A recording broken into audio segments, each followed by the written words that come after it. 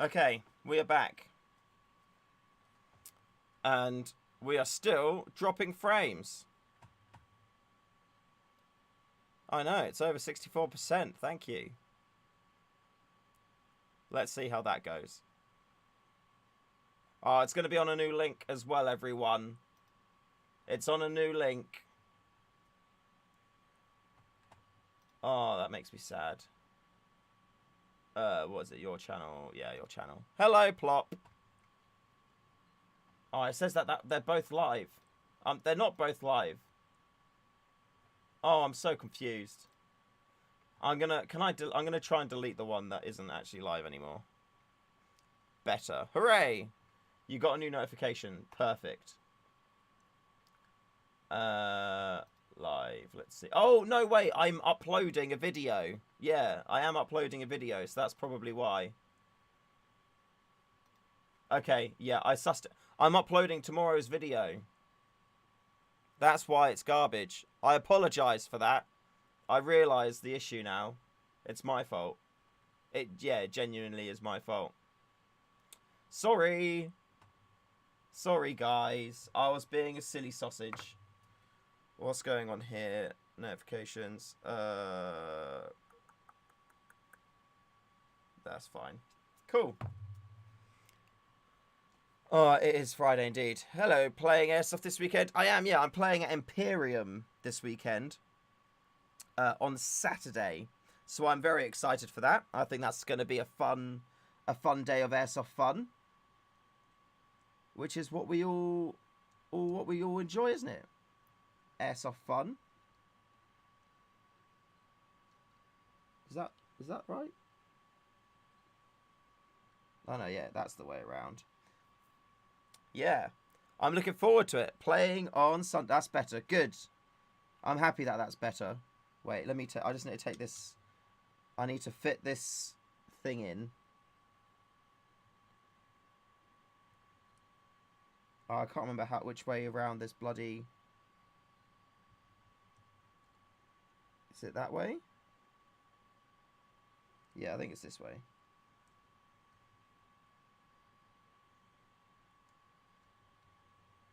Yes. Okay. Sussing it out slowly. I hate working M4 gearboxes. They're just not fun at all. Oh, they're just a pain. I've taken M4 gearboxes apart so much. I'm just so bored with it now. Yeah, I don't like teching M4s. I don't really generally like teching most things. I'd rather everything just work. Do you feel me on that? I feel like that's something which everyone is like. It's just a universal truth. Like everybody would much rather everything just work.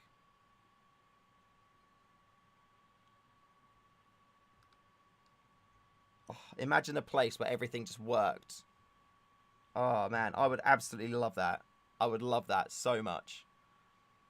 Hopefully, stream is all okay now. Yeah, is this right? Yes, this is the way. Trying to fit the trigger now. Oh. Ugh. There we go. No, I did it wrong. Oh. Oh no, the spring popped out. Ah. Sorry I don't have a cam for you to see what I'm doing, but it genuinely isn't interesting. Like, yeah, it really, really, really isn't interesting.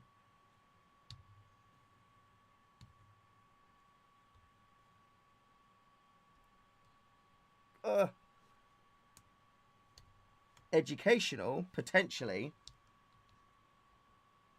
But... Ah, god damn it.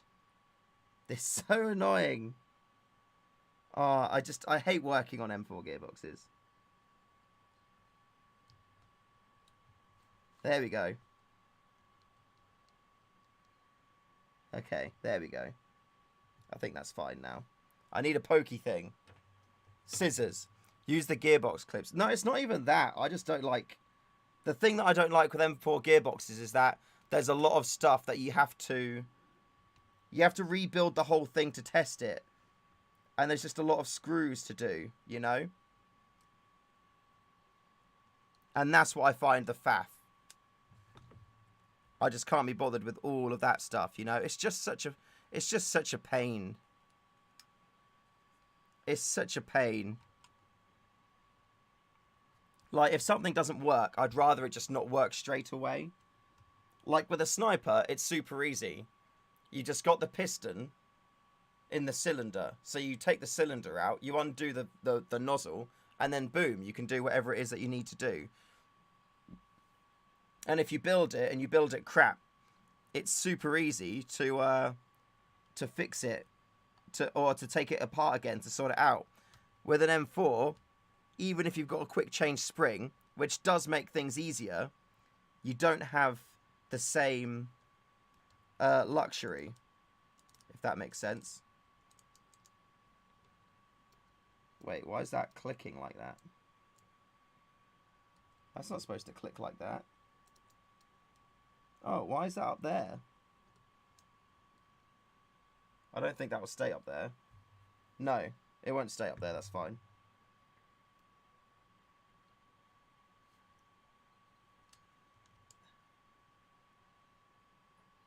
Oh my god. Don't be a faff. There we go. It's just being a bit of a faff. Yeah, the Nov SSP does have two-tone. I didn't think they did them two-tone. But I could be wrong. I have been wrong in the past. It's good if they do two-tone. I would have thought that they did to make them more accessible to everyone. But I can understand...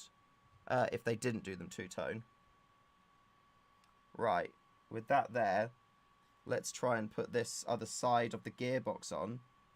And hopefully, it will just work.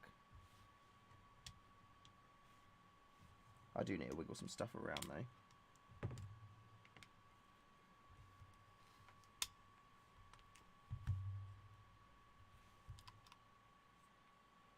What's not there? Usually it's something really dumb that's in the way. It's going to be the reverse latch. It's always the anti-reverse latch. Let me get my hammer. They do the SSP1 two-toned. Oh, do they?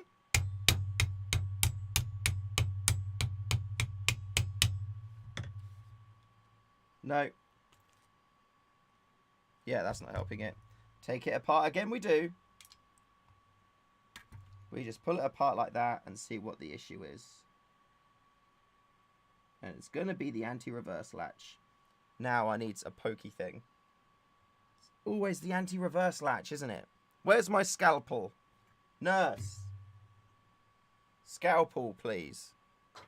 There it is. He sounds just like those grandfathers that put the old part in the car and be like, it will just work. Well, it should bloody just work. It's a faff when it doesn't, man.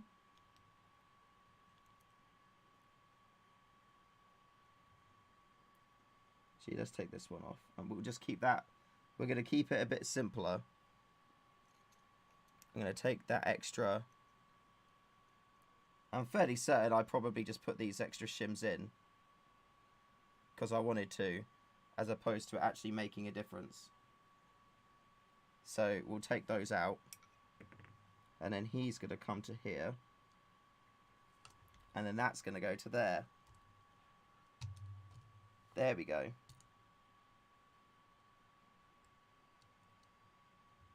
Where's that one gone now? Oh, it's stuck to my finger. Where's that one gone now? Is it on there? Oh, it's attached to that there. Okay, that's fine. I can live with that. Do you get what I mean, though? There's just so many things that you need to keep an eye on. And it's just a faff, man. It's just such a pain in the butt. Let's try that. I don't think I've ever rebuilt a gearbox. And, like, first time, everything's just, like, been in the right place.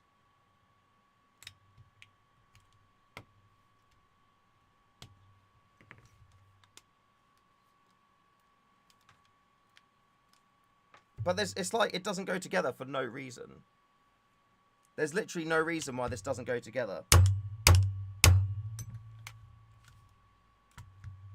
Why are you not going together?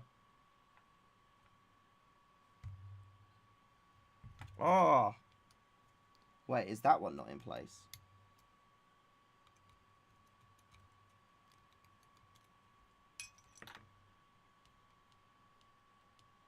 I have no idea why this isn't going together. This is why. Press the nozzle.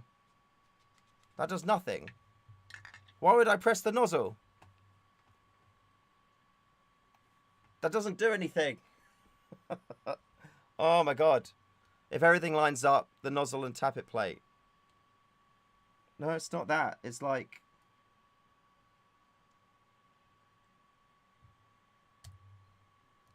I don't know. There's no reason for it not to... Let me move this out a little bit more.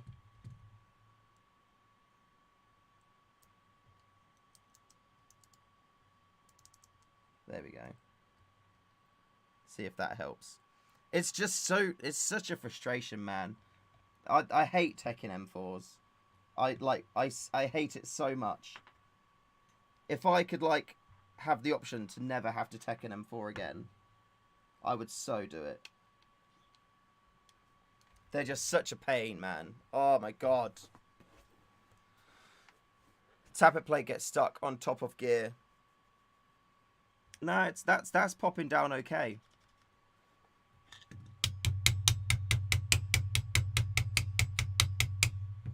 Go on, you bastard. Oh, wait. I think I see the malalignment.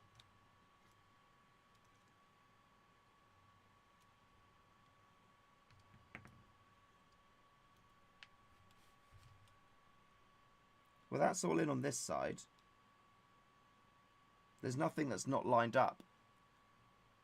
That's evident to me, anyway.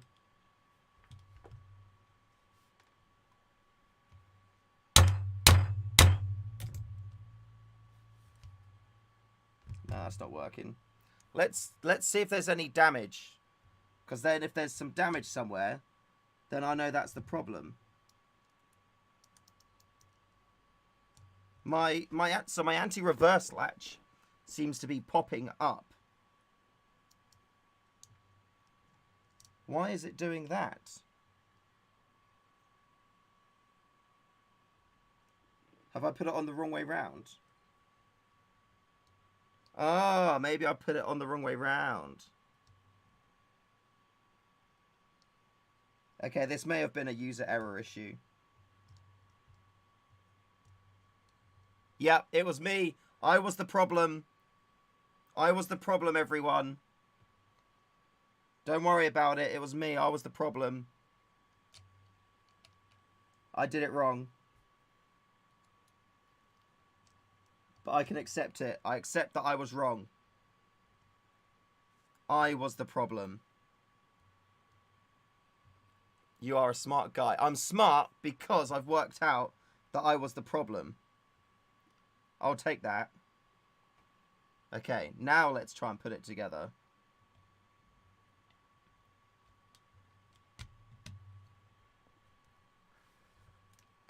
Perfect. Yes. Haha. I was the problem. Yay. Cool. Right. Let's why is that sticking out the bottom so much? Wait, what? That's not supposed to be like that. Okay. I hit that with the hammer and it actually worked. I don't feel like that's supposed to happen, but I don't... I'm not going to argue with that. Needs shims. There's washers in there, so I'm just going to assume that there's enough of them in the right place everywhere for that to be okay. I need these screws now, though. 1, 2, 3, and 4 little ones for the top. One of them is garbage, which is perfect.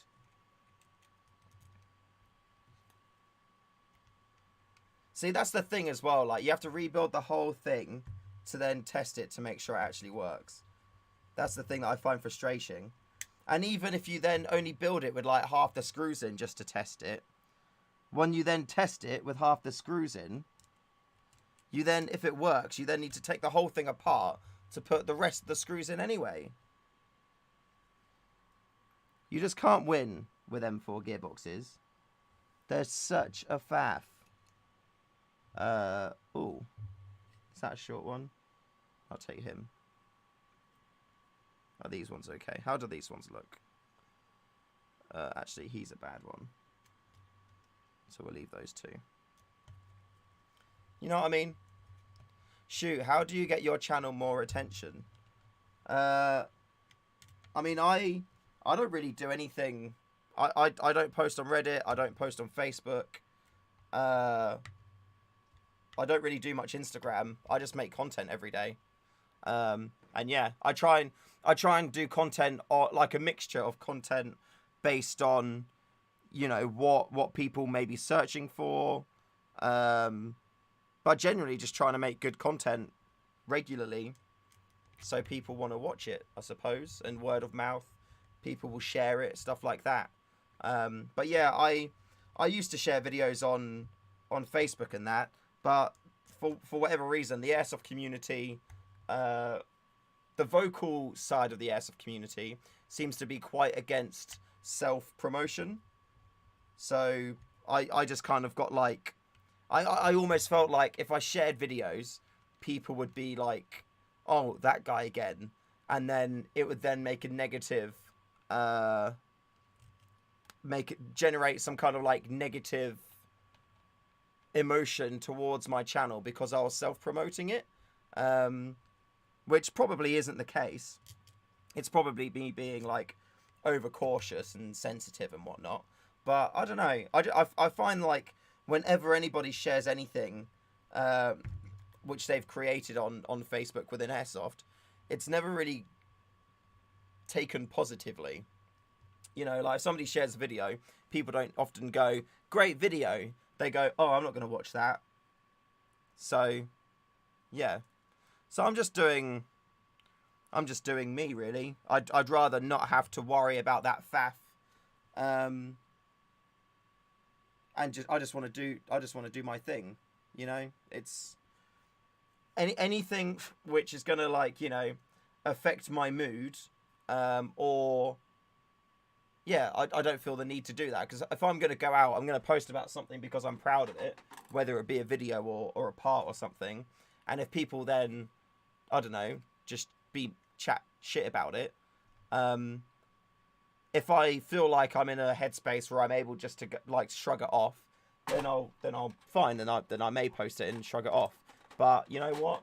I'd rather just, again, like what my whole channel is about. It's all about trying to generate and share positivity and helping people. So yeah, I'd rather not put myself in a position where I'm actively encouraging people to have a go about me.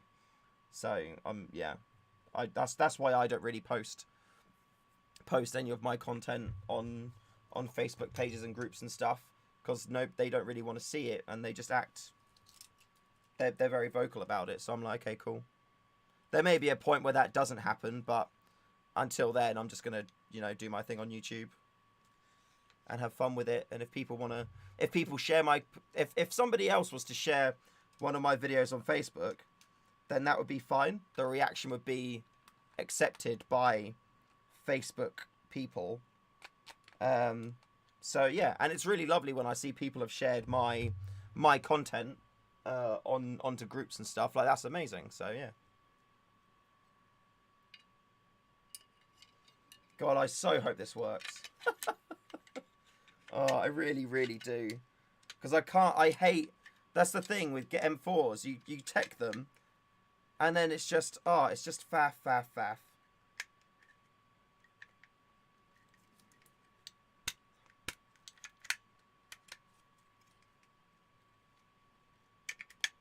Why is that not even going in there properly? Wait, what?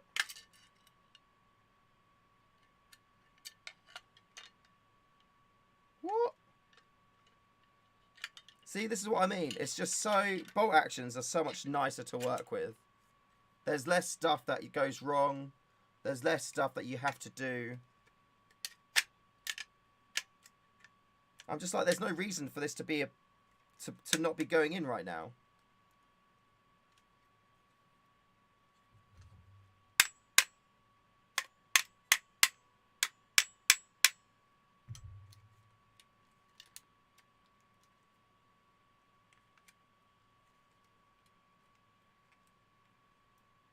Why are you not going in? See what I mean? Oh my god.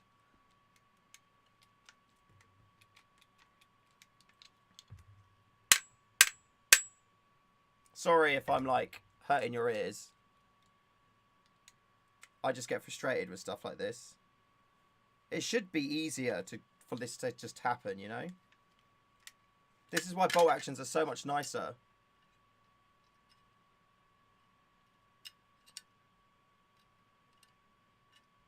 Why do you not want to go in all the way?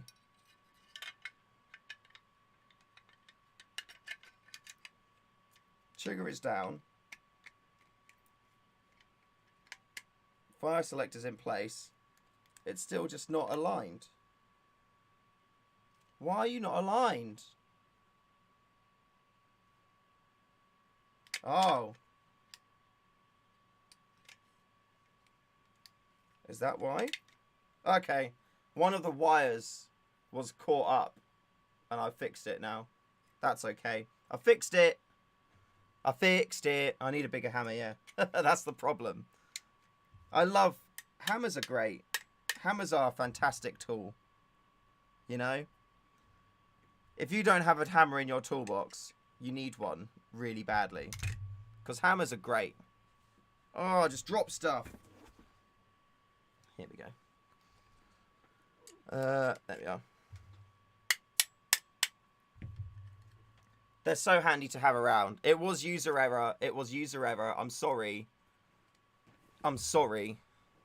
Ugh. Right, now it's time. Oh. Oh, no. Oh, there we go. I dropped a screw, but I found the screw. Tomorrow's video, as a sneaky peek, is going to be a review on the Novrich ghillie suit. So that includes the legs, the top, and the hood as well. So that's cool. And that's the amber ghillie suit too. Nice. That feels good. Fire selector is on point. Feels very, very nice. Let's hope that I can get the... I hope this works first time. Ah, I forgot to attach something. But do I need it? I don't need it. I don't need it. I'll leave it off. Yeah, I don't... It doesn't... It's not necessary. I forgot to put in the ambidextrous spinny thing. But I don't actually have the ambidextrous thingy on there. So I don't have to go back and put that in.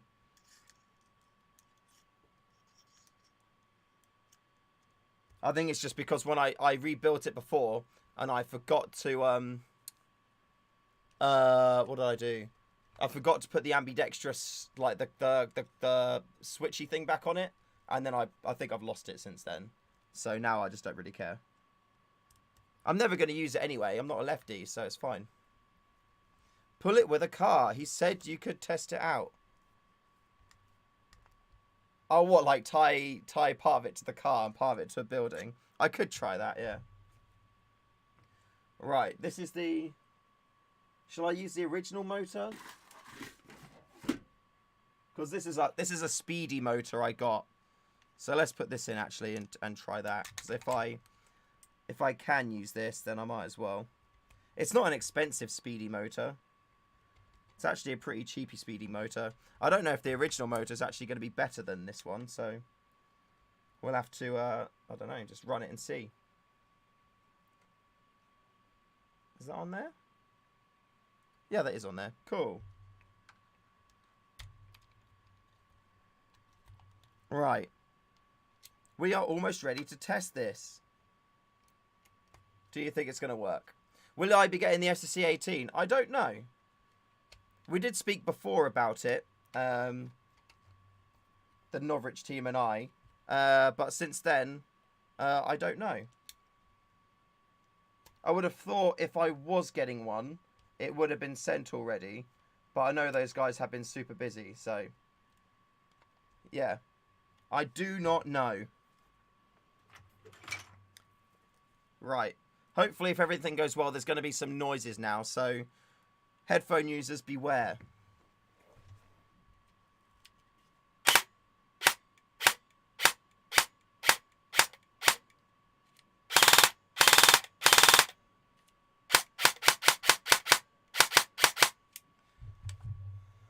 I don't have to rebuild it again. Yes, thank God for that. Oh, hold on, I'll do a full auto and just see how speedy it is. That's enough. I think I've capped my Titan to a certain amount anyway. But I'm happy about that. Hooray, my M4 is fixed. I'll have to tell Nico and see if he wants to use it instead then. Because he is going to be using my little stubby one at the weekend. But we'll see if he would rather use this. Although this one's probably going to be a bit dodgy. So we'll have to wait and see. Oh my God. I just hate, I hate teching these guns. I hate doing M4s. Snipers are just so much easier to do, man. And it's like, if that didn't work, then I'd have to take the whole thing apart again. And, oh, it's just so much faff. Hold on, I just need to get a screwdriver. Oh, cool. This is done.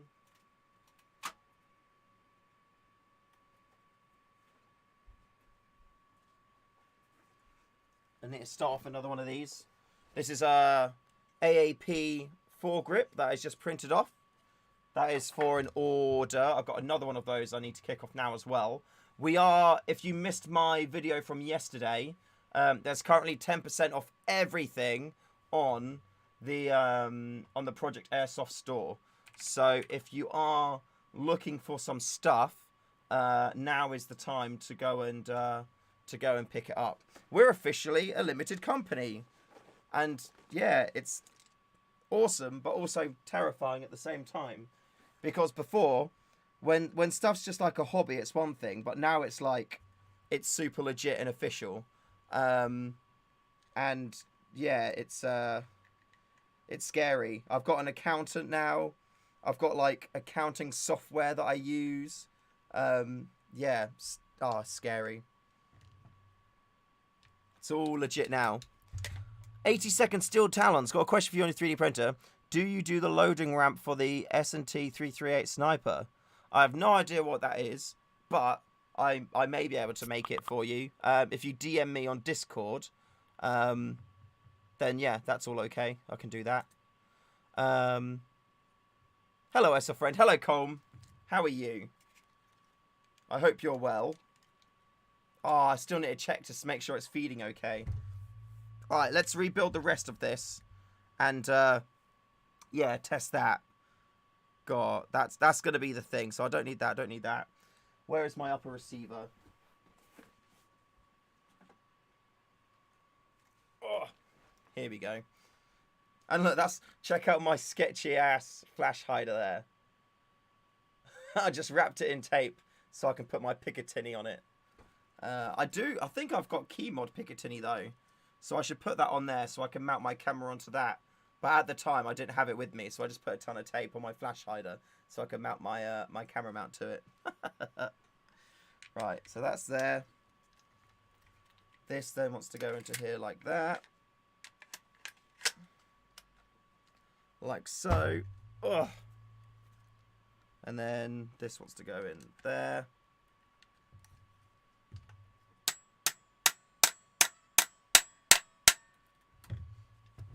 Seriously, hammers are great for everything. Oh yeah, I saw somebody said earlier, Hate M4s or AEGs? I'd say AEGs. AEGs are such a pain.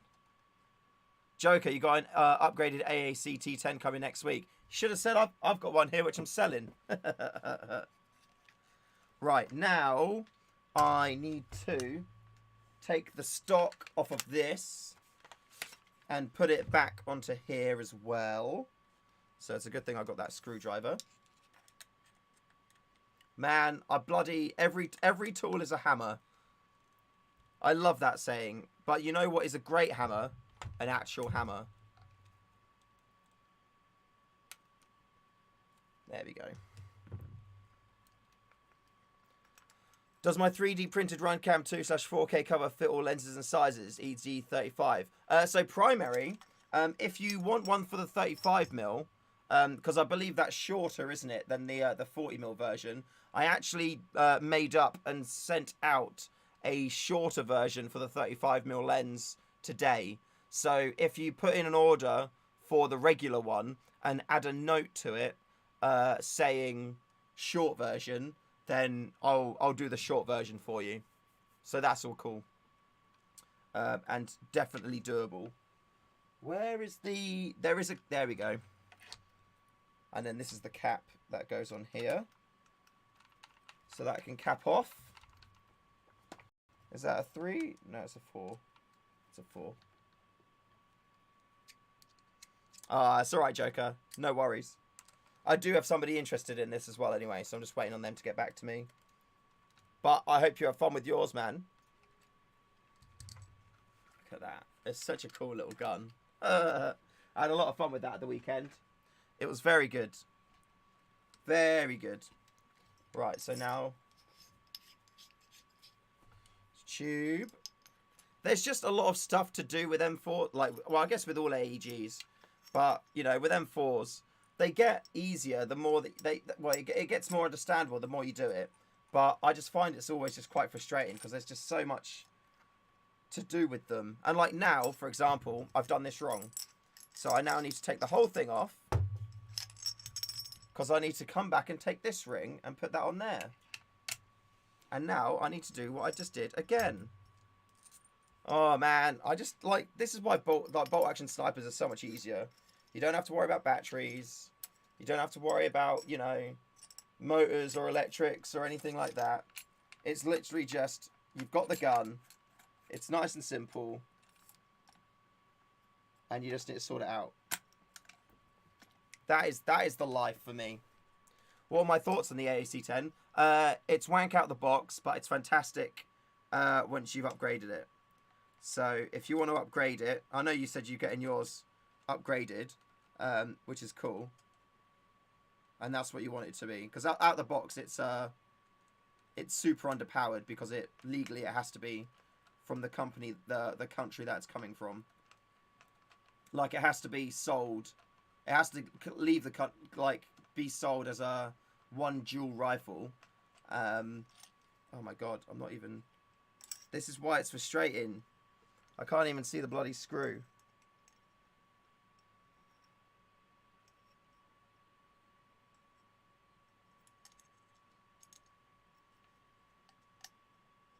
Okay, I think I've got it now.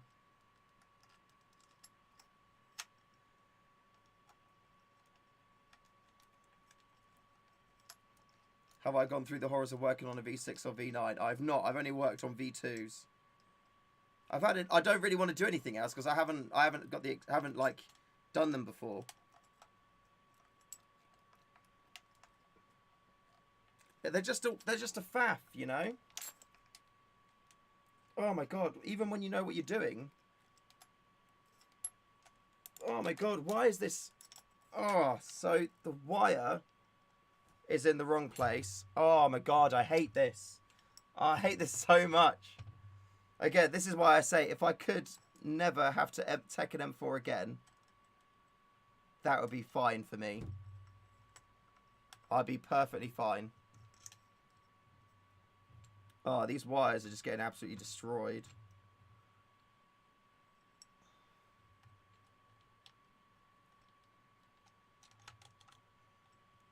I used to really enjoy it, you know. But I'm at the point where I've lost the spark for the novelty, you know? And now I'm like, I just want it to bloody work. And you'll put in like all this time like teching it and stuff. You get to the site and then you'll start running it and then it just stops working for some reason. That's the worst thing. Oh my god. I tell you, I can't even tell you how many times I've spent like teching stuff. I get to the game day and like everything seems to be working fine. I get to the game day and then it's like, nope. Actually, let's tighten this up a little bit more as well. What do I think about the SSG 10A1? I'm looking to buy one, so I need some recommendations. Unfortunately, my SSP1 broke last Friday, but they have sent you new parts. That's cool. Yeah, the warranty stuff, they're very good with, I think. Yeah, they're very good with it. It's a tricky one, to be fair. I know that the SSG 10A1 has got a fantastic reputation, and I know from, you know, a lot of people I've spoken to that, you know, they say that theirs are fantastic and they work really, really, really well. And pretty much everyone I talk to as well say it's the best sniper for that price, that money amount. So that's a good thing. My one, I've not been able to really get performing well yet. And I think the problem for mine is I got the 160, the M160 version. So it was hot right out the box quite a bit and I had to cut the spring down. And I think the spring is now down to a point where it's just too short to operate well in the riff because they need to be a certain length to do good. And like when I fire mine now, I feel like I can hear the piston rebounding almost. And when I take the nozzle off, the piston's just sat there. It's not like forcing the piston to come out of the cylinder. So I'm still waiting on them to send me an M150 replacement spring for that and also for my SSG 96. Because I had to cut my SSG 96 spring down too. But that seems to be performing okay at the moment, which is nice. And what else? So yeah, the reputation is good. My one isn't doing great though. But I'm waiting for my A3 to come, and I'm hoping that'll be fine. I also think my A1 may have some alignment issues with the hop unit, so that's something I need to look at. But I'm not gonna faff around with the A1 until the A3s come, and then I'm gonna play with the A3 then and see how that is. So fingers crossed, everything will be okay with that one there. But yeah, I think at the minute the issues I'm having is due to me having to cut down cut the spring down more than anything else. Yeah, the A3 and the A1 are the same internally.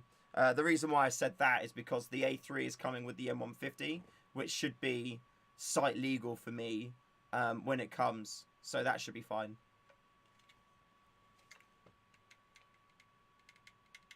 Right, let's quickly connect the battery again. And just make sure that this is still shooting. This is a toy, YouTube. It's a toy.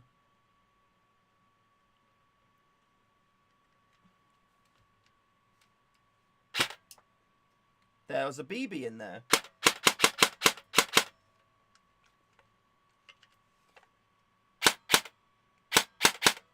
There was a BB in there. Good thing I shot at the bag. Right, let's quickly grab a mag. I've got my BBs there. I've got a mag here. Yeah, thanks, Alistair. It is a toy. Have I seen the AirTac cap grenades? I have seen those, yeah. They look like a cool, cheap version. My only concern with them, and it's the same as when they were doing the ones with the other bangers, is they're homemade pyro. So I wouldn't imagine that they would be allowed to be used at UK sites. I know they're only using caps, but it's still homemade pyro. So yeah, I don't know how sites would feel about that. Yeah, I don't think that they would be allowed to be used. I guess it's going to be dependent on sites, but that actually looks pretty cool like that. Yeah, I like from I don't think they're site legal. I don't know if sites would allow them either, because they are homemade pyro. So, yeah. I didn't. Blah blah blah. Wait. Oh, I didn't realise they would be interesting because yeah, they're just caps really. They are just caps. But again, that's why it would be up to the sites to decide. You know, it's a tricky one. But even with the ones they made before, like they're like, even though they don't seem dangerous at all, they still classify as homemade pyro. So it doesn't matter if you buy it from them. There we go. It's still that's the case. So yeah, I don't know.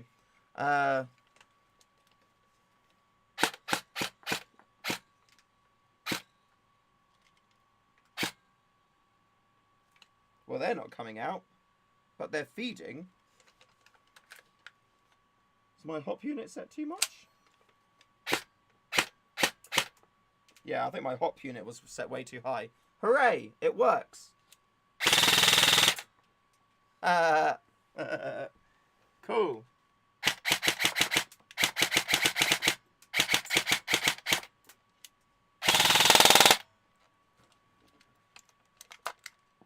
Sick. There we go. Ooh. Insurance state no made home pyro at site I play. Yeah, I mean that's the thing. It's not. I guess that's a good point, isn't it? Yeah, like when it comes to the site, insurance is going to specify no homemade pyro. So, yeah, it's not even like within the hands of the site owners at that point. It's purely what their insurance says. So, yeah, I think it's cool to see, and I think it's a good. It's innovation is always, you know, very, very good to see. But I think that, you know, the reason why I don't do any pyro related things is because it's not legal. So it's it's a very difficult thing to say if it's okay or if it's not. But I think if I was a site owner, I probably wouldn't allow them.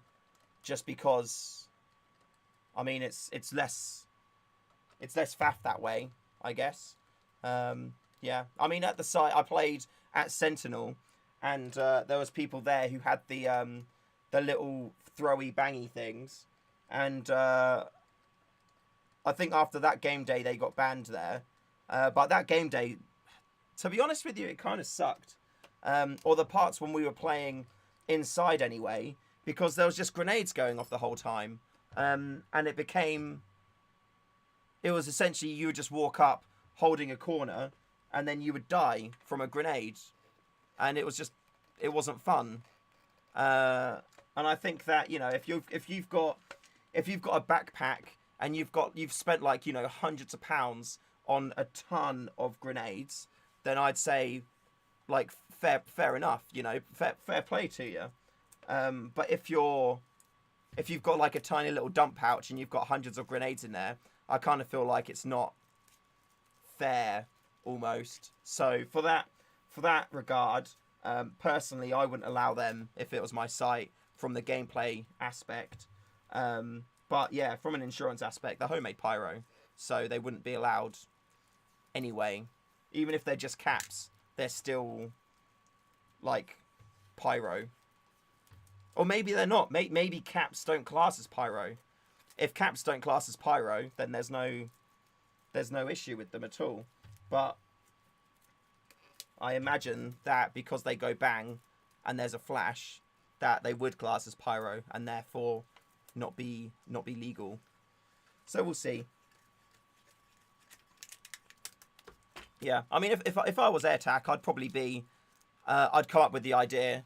And then I'd probably ask sites and be like, is this something that you would allow, or is this something that would be legal by your insurance? And if they said yes, then I'd be like, okay, cool, I'm going to make that happen. But if they said no, then I'd be like, oh, that's a shame. I'm not going to do that. So if they're just going up and making them, and then like making them, releasing them, selling them, and then people then find out they can't use them, then I don't know. I guess people will be buying them expecting that they're site legal if they're being sold. But I guess you only really know after a while. But it's the same reason why I don't do HPA. Like I'm sure they're just caps, but they still, you know, explode, and there's still flashes and stuff. So there's still danger there, and I'm sure that explosives need to go through a very rigorous testing system. So I mean, AirTac may be doing that. Maybe they are regulated. But yeah, innovation's great. But some things are just more difficult to do than others because of the rules. Frank, just came to say hello. You're working on an animation and you must leave to focus on it. Ah, make me an animation, Frank. Make me one. Ethan, wouldn't necessarily consider it homemade as the explosive element is bought off the shelf. It's a casing for the device, like a TMR armor or Quake. But yeah, that's the dangerous bit, dude. Because that's what you're putting around it is essentially the shrapnel that could be, you know, the danger, if that makes sense. I mean, if you've got a TRMR or a Quake and you've made your own primers, I'm certain the site would tell you no, that you're not allowed to use it. And if you're using a primer in a homemade casing, again, I imagine the site would say no, because, you know, if you've... I mean, back quite early on, I actually wanted to make I've got a Dynatex Dominator, and the way that works is you've got a metal thing at the top, you unscrew, you put your primer in that, screw it in, and then boom, you're all good to go. So what I wanted to do was create semi reusable caps. So you essentially get all your primers, you push them into these screwable lids, and then once you've used one, you unscrew it, throw it away, take your next one, screw it on, and it's already got the cap in it. And I tested it a few times, and I tested quite a few different versions of that, to be honest. And every time the plastic deformed or it just exploded. And yeah, I quickly decided from doing those tests, I'm not going to mess with anything like that, because, you know, you could seriously damage someone. You could seriously hurt someone with it. Yeah, it's dodgy stuff, man. As in working with explosives. So, yeah, I mean, it's all homemade, unless it's, you know, Enola Gay or one of the big BFG companies. It's all officially classed as homemade pyro. So, I imagine it would be a lot of work and effort to get around that classification. So, I'm not doing that. Kids, how can you measure radius and mid game? So I agree, no grenades indoor. Plus, not all using ear protection. I mean, you can step it out if you're in a position where a grenade goes off, and you believe that you're... I mean, it's a tricky thing, isn't it? I mean, if you're ever in a position where you think that it could have got you, but you don't know for sure, or if it's close, then you just call the hit. If it's obvious that it's so far away that it wasn't a kill, then just carry on playing. But if you've got, like, if it's close and could be questionable, then I would say take the hit, unless you can test it. There we go. Sick. Oh, my red dot's on. I always leave my red dot sights on. Not on purpose. Cool. Happy with that.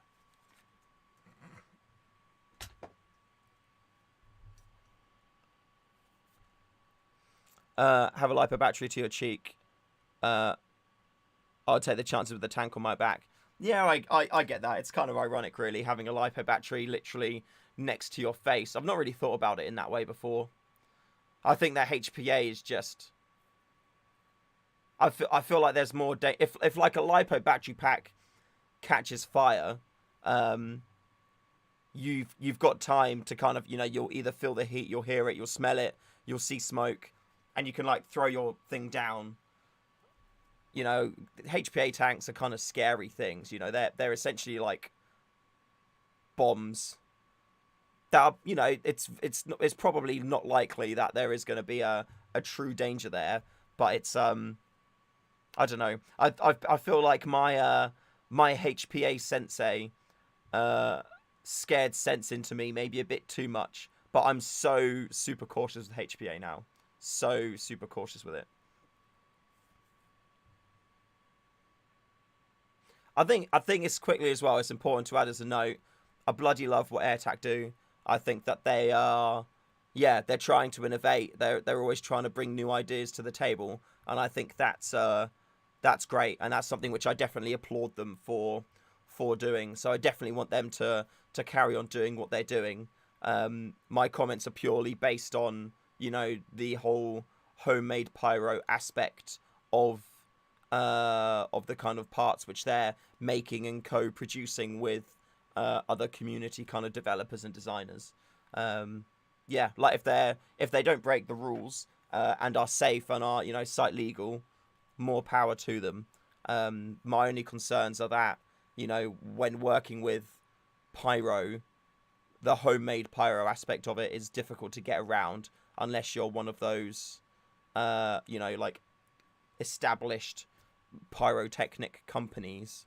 Yeah. Just so everyone is clear, definitely not bashing them. Much the opposite. It's the complete opposite of that. Complete opposite of that. I know that sometimes I can explain myself poorly, so I thought it was worth it. Just making sure that that's the case.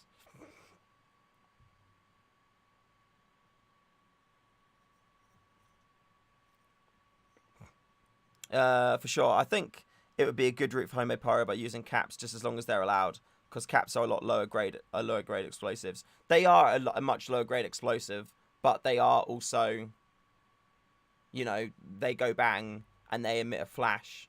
So they are. I mean, again, I'm speculating that they would be still classified as homemade pyro. If that's not the case, then there's no issues at all.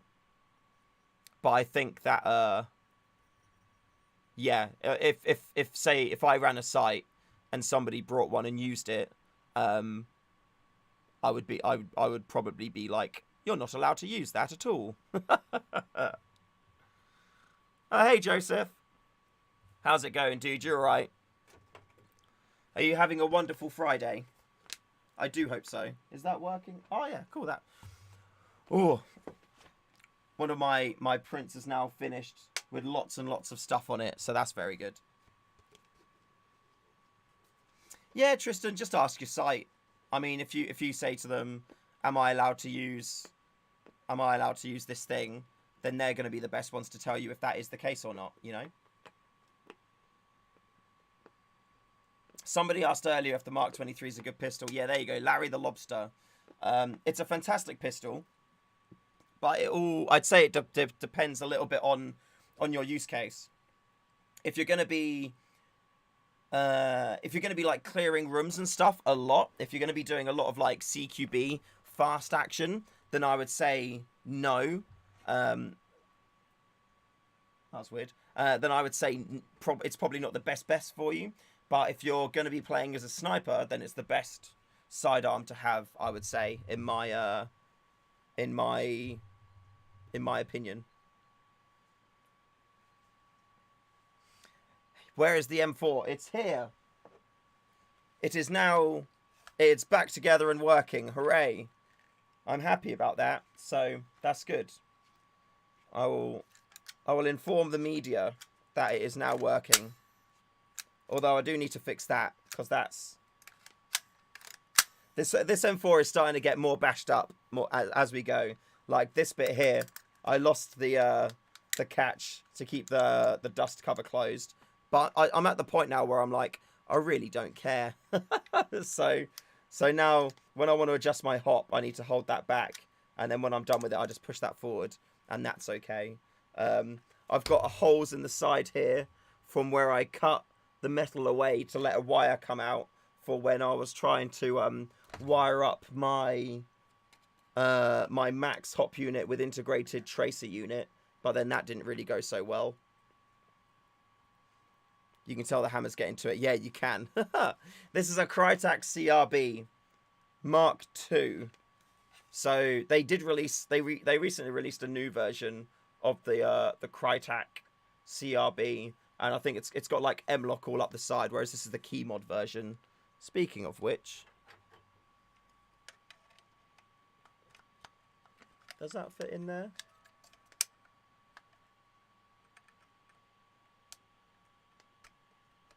It does not.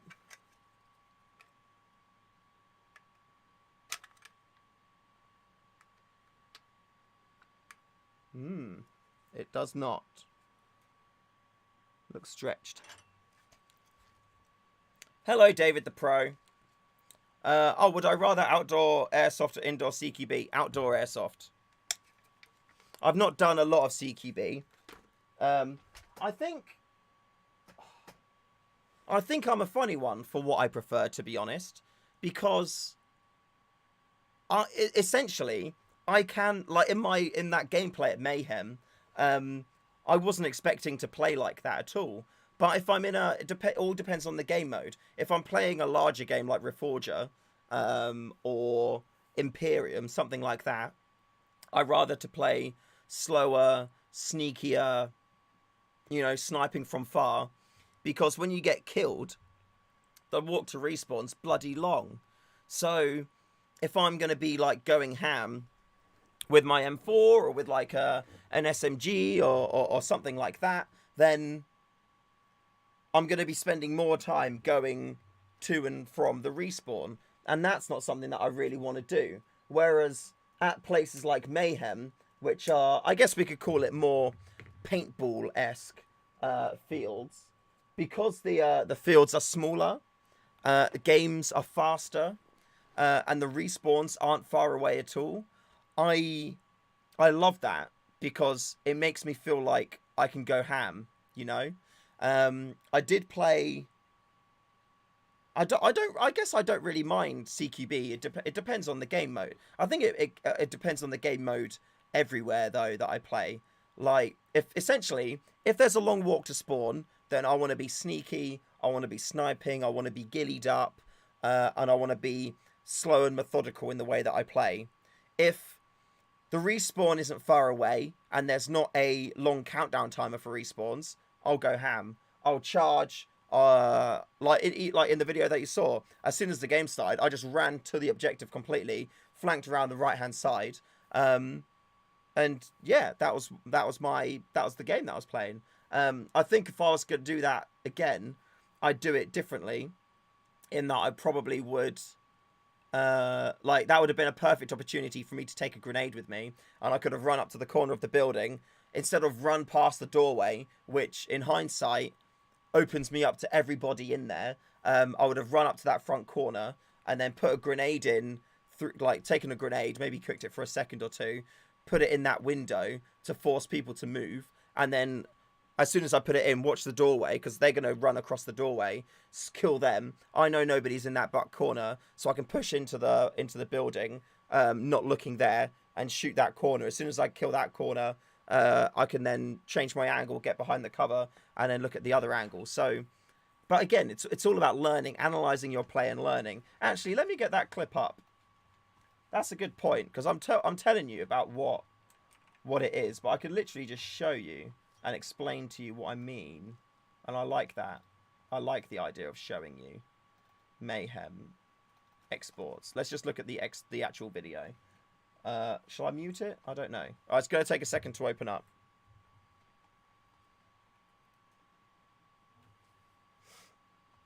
Oh. Everything that's going wrong. Tristan, I like the innovation. Lower cost consumables and near-friendly maxes is a bonus to everyone. No, yeah, I completely agree. But, again, it always comes back to the... Is it legal? Because if it's not legal, then it doesn't matter. Sadly. Right, let me here we go. So this is the run I'm talking about. So I almost stack it there. Check out Jacko's like 6 slide. So here I literally run up, spray the doorway, so I know there's people over there, and then I run over here And at this point, I'm open to everybody. Yeah, so I'm essentially kind of like suiciding at that point. If I didn't get shot then, I would have made it to the back, and then I could have sprayed these guys down here. So what instead I would do now is I would run up, spray that. I know there's people there. I would have then stopped here on this corner. They would have known that I was there, but I would have got a grenade, thrown it in this window to come this side of the wall, or just thrown it, if it's paper based, thrown it over the top like that into that corner. I then would have stood about here and then sliced this corner. So when the people from here, if they move, they're more likely to run backwards here as opposed to go over that way. Because if they run that way, there's a door opening here, and our team would probably be watching that. So they're more likely to go this way than over there. And then as they run away from the grenade, slice that, shoot them as they go into that back corner, and hopefully clear out other people there too. And then by that point, I can slice around, kill people in that back corner there if okay, and then come into the doorway and come this side of the wall, because there's a little bit of cover here. So I can go in there, come in this side, still keeping this angle on, and then hopefully kill the people at that corner.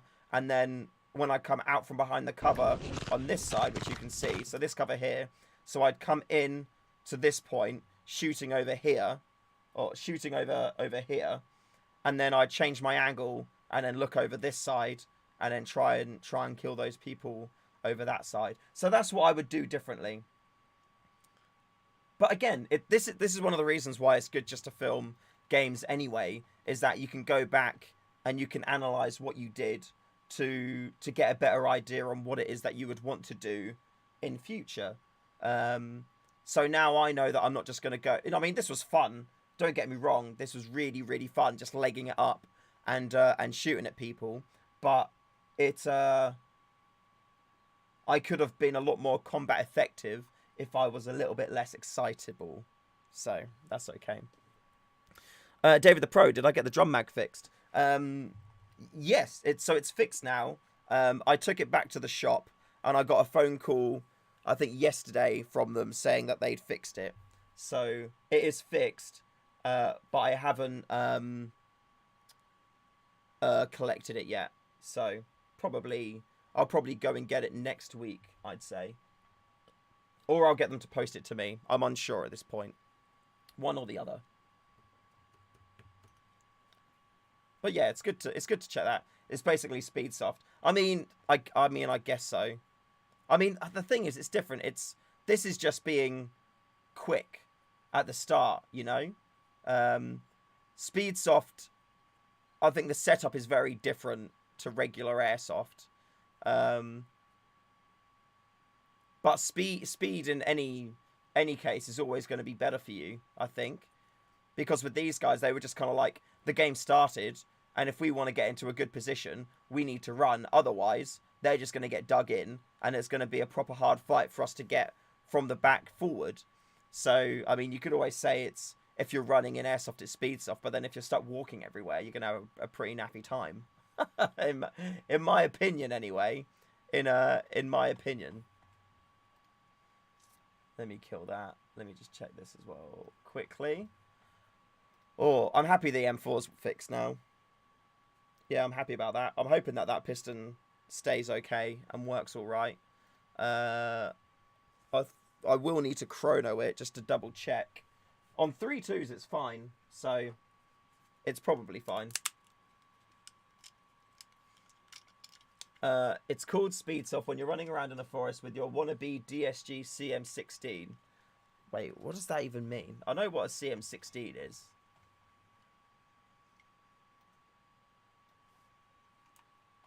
Let me just put DSG in DSG CM16.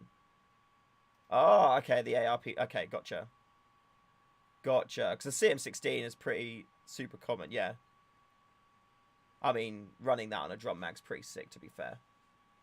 Speedsoft is a lot more faster and aggressive playstyle. Yeah. God, man. High RPS, I think, is probably only there to you know, make it scary, if that makes sense. Does that make sense? Does that make sense? The reason I got into SFSA is the 3D printing aspect of your channel. Oh, cool. Yeah, they are running. They are running. Well, the back one is. This one recently finished a print, but I'm letting it cool down naturally, as to not damage or warp the prints as they come off the print bed. Because that was like a 6.5 hour print. Although it should be cooled down now, so I can show you it. There we go. Here's an AAP foregrip, fresh off the printer, just like so. It's the same as the one that I run on my AAP. So it gives you the 4 Picatinny rails, and then you've got a nice cutout there as well for your finger to go in to hold the grip. Very, very nice. I love this. Is like, it may seem odd, but this is like one of my favorite things that I've made because it makes such a huge difference when running the AAP.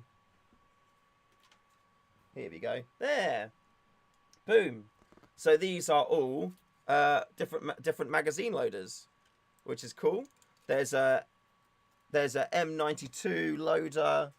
I think there's 5 Mark 23s. What's this one?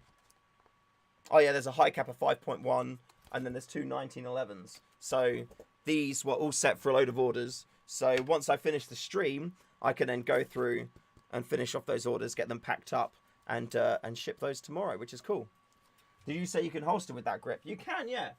It depends. Like, I mean, I use universal holsters, so like I can. The great thing about a universal holster is it's universal. So with my, you know that I like to make things work, and I like things to be simple, you know.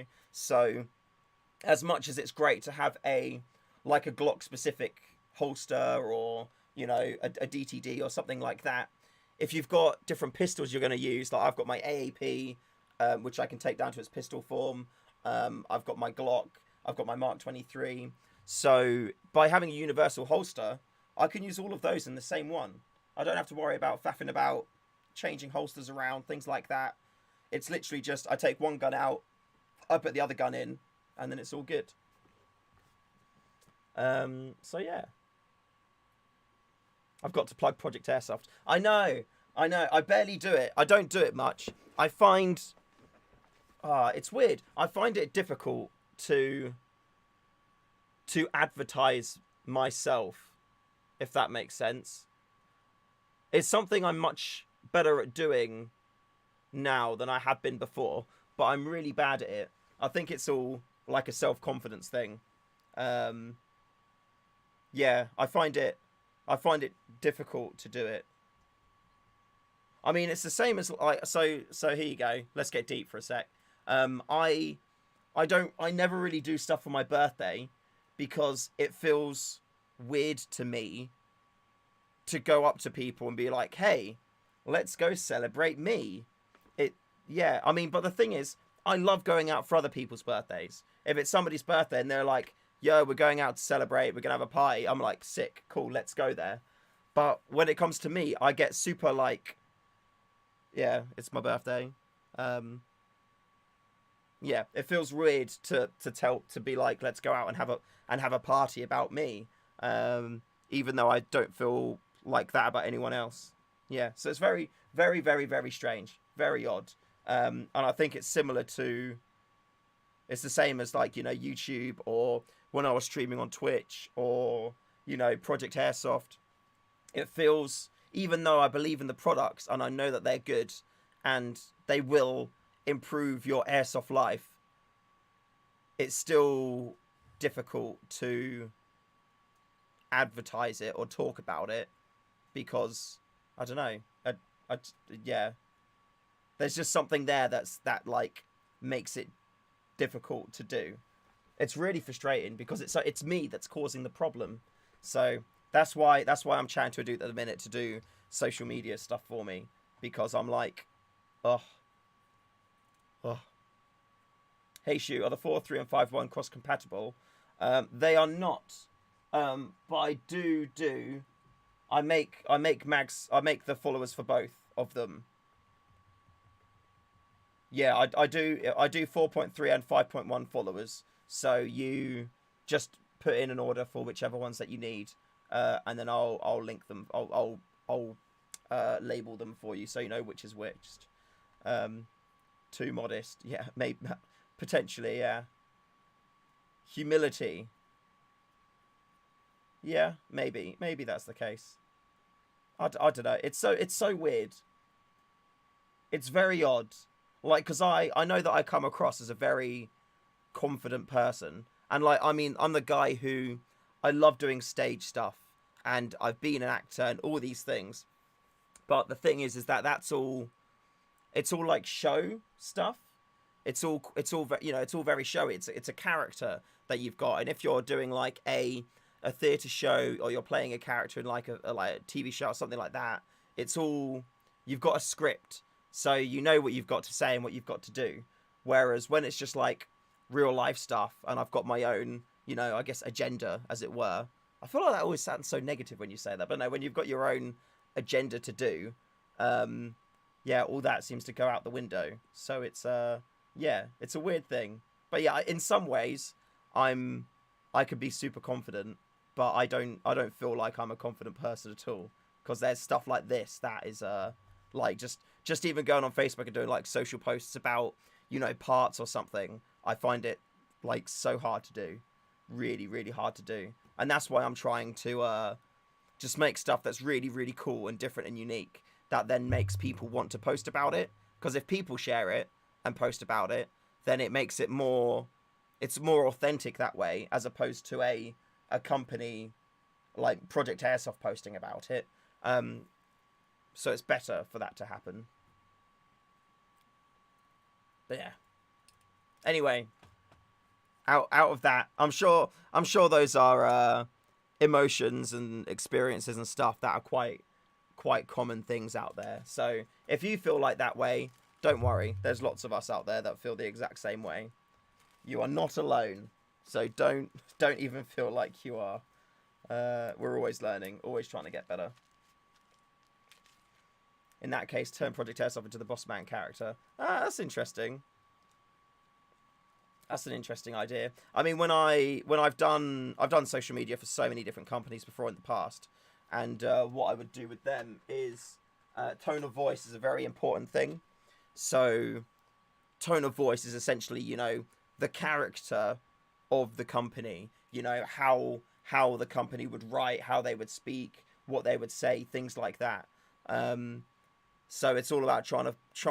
What I would do is I would find a character that people are very familiar with, like Deadpool, for example, and I would say to people, right, our tone of voice is Deadpool, so whatever you write, it needs to be as if Deadpool has said it, and then that's a super easy way to kind of grasp how to, you know, do tone of voice, for example. Or you'd say like Deadpool talking to his mum, so he'd probably not be as profane as if he was, you know, talking to regular people, but he's still going to be, you know, a bit out there, you know. Yeah, no, it's a good idea, Kirstoman. Yeah, thanks for that. I'll think about that. I think I need to spend, because now, I mean, I don't do any like Facebook advertising at all for Project Airsoft. If somebody tags me in a post or Project Airsoft in a post, I'll reply, but that's really all of that I do. But I know from previous months where I have done Facebook advertising, it's very good for the company to do that. So yeah, if I want the company to grow, it's something that I have to do. But because I've done so much social media in the past before, I'd rather have somebody else do it, so then I can then, you know, not have to worry about that and just focus on, you know, other things like making new sick parts, or I don't know, working out what the future plan is for Project Airsoft and things. The cool thing though is that buying guns is now an expense, and going to play Airsoft is an expense, and buying BBs is an expense, and all these wonderful things. So yeah, now everything Airsoft that I buy is officially a company expense, which is cool. Make Deadpool tone of voice official. No, I like it's. I don't feel like that fits what if Project Airsoft was supposed to be a company that was going to be disruptive in the airsoft scene, then I'd say potentially so, yeah. But yeah, for the meantime, it's not the right fit for what Project Airsoft is. And if that was going to be the tone of voice, it would need a full rebrand, I would say.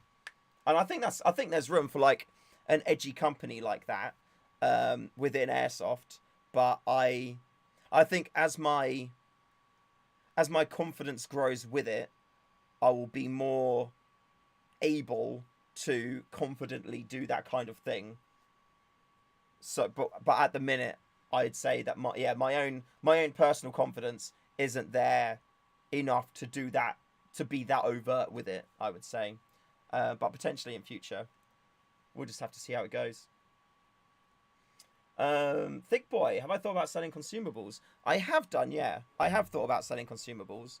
I'm going to revisit it. The only reason why I haven't like started selling consumables already is it's not what Project Airsoft is about. The core focus of the company is to design and make things that don't exist, or to make things more affordable for people if they do exist, so you can enjoy Airsoft more. I completely see the value in it of, like, you know, people come onto the website, they may buy the AAP4 grip, for example, and, you know, a couple of other things, and then, you know, it makes sense to then go, cool, and I might as well grab some BBs while I'm here as well. So I definitely see the value in it.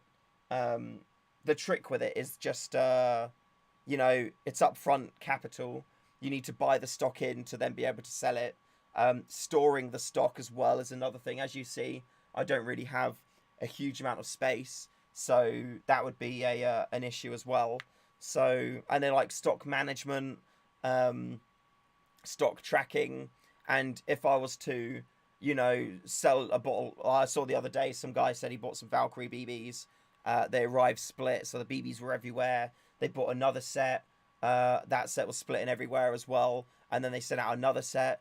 That's for them, it's okay because they are Valkyrie BBs.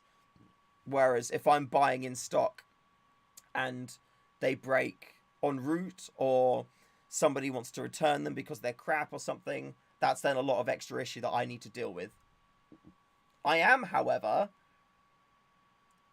I may be selling stuff soon, which I have not made, and it would be the company would become officially doing something, which is a bit of an excited thing for future.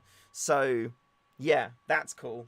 So I'm waiting for details on that to progress. But I'm in email conversations at the minute, and I think I'm pretty much ready to go. I just need to cross some T's and dot some I's, and then I can do a cool video explaining what's going on. But yeah, that will be reselling something, but it will be. I'm going to keep it a surprise as to what that will be.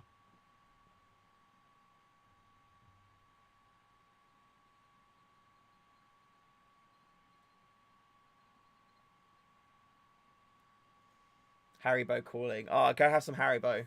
Go have some Haribo, Philip.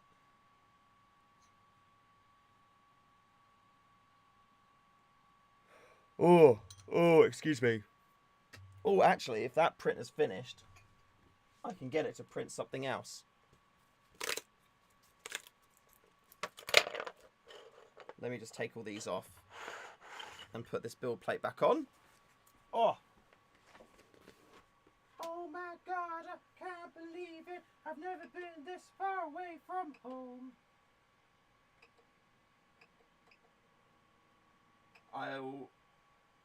I'm just setting a print off. I'm just checking to see if I actually have got the thing on here that I need. Because if not, I'll have to add the file to the memory card. But I'm fairly certain it's already on there. Just trying to find... Ah, there we go. Scope, pick it up, boom. Oh no, but I need to modify it. Yeah, ignore me.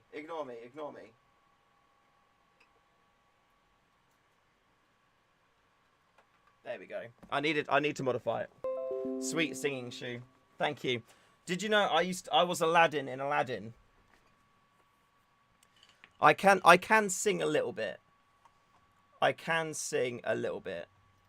Not I guess not anything worth writing home about, but I can sing a little bit.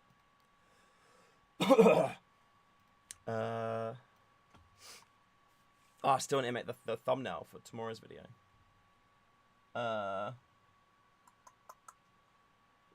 Product on sale, scope, Picatinny, upper.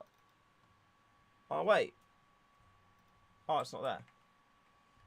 A Whole New World. No, so A Whole New World is quite hard because it does get quite high, and whenever I start singing A Whole New World, I always start it higher. Like I'll start A Whole New World like, how does it even start? Like, I can show you the world. But then when you get later into the song, it gets higher. It's like the same with like Lion King. Like I'm gonna be a mighty king. Like that one there. I'm gonna be a mighty king, so enemies beware. It gets so high later on that it's I always start it way too I always start way too high, and then when I get to the high bit, like I just can't wait to be like that bit gets so high, and it always catches me off guard. So yeah, it's a tricky one. But no, the Aladdin one is like one jump ahead of the breadline, one swing ahead of the sword. I steal only what I can afford. That's everything. Like that. I do enjoy a little bit of a sing song. I also used to do a lot of character stuff as well, especially for theatering. So like, have any of you seen Prince Ali? So Prince Ali is a genie one, and I didn't do any genie stuff really. If I do save to file, but yeah, that's more of a genie song. But I like One Jump was sick. One Jump was really, really sick. I love that tune. Picker upper V2. There we go. Cool.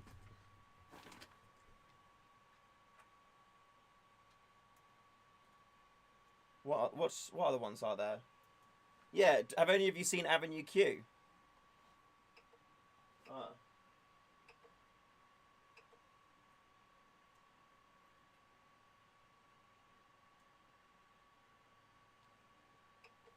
Avenue Q is a West End show with puppets, and the puppets get all like well, some of them are a bit vulgar, and then you've got like the song. If you've heard the song "If You Were Gay," that's where that song came from. And you got, what's his name? Nicky? Yeah, Nicky.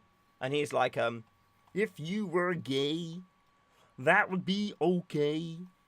I mean, 'cause hey, I like you anyway.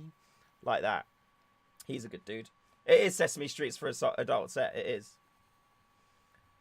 Eldritch, yeah, you did win your t-shirt on stream. Are you enjoying it? It's a sick t-shirt, innit? When I designed that up, I was like, that's sick. Frozen, your other half sings it quite well. No, I'm not a Frozen fan, sorry. Yeah, I'm not a Frozen fan at all. What other bits have we done? I do enjoy Disney. But even like a bit of Mulan, like, let's get down to business to defeat the Huns. Ooh.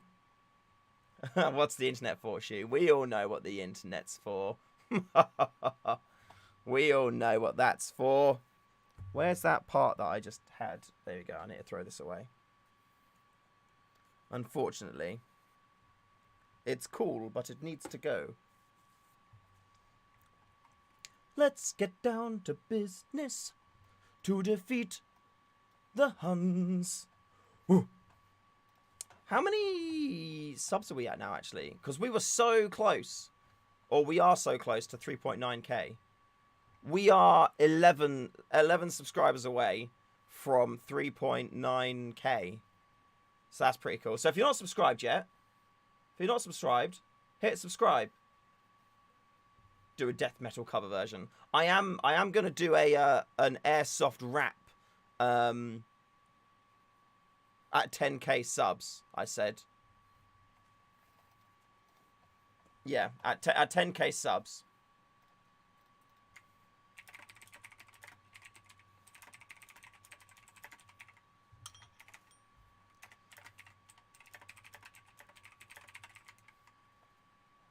I'm getting Yukara this weekend, and I'm wondering if I should get the AAP 01 or the SSE 18. Ooh, tricky. It all depends on what you on what you're looking for, really. Like I'd say that the AAP 01 is probably more versatile in terms of how you can build it. Like it's super easy to, you buy the folding stock, and boom, it's like a car. While you buy the folding stock, I'd 100% recommend buying my grip as well. Because not because of any bias, but because actually with the stock it works super good, really good. And yeah, you can carbine it really well. And what I was doing as well, let me go grab it quick. What I was doing with mine, when I wanted to do the runs, like with the clip I showed earlier when I ran up, I just folded the stock in, and I just actually ran like it was a pistol. And then I'd be like, brr, brr, brr, like that. And then once I wanted to do a bit more like long range, or a bit more, like thought out gameplay, I guess, it would just be,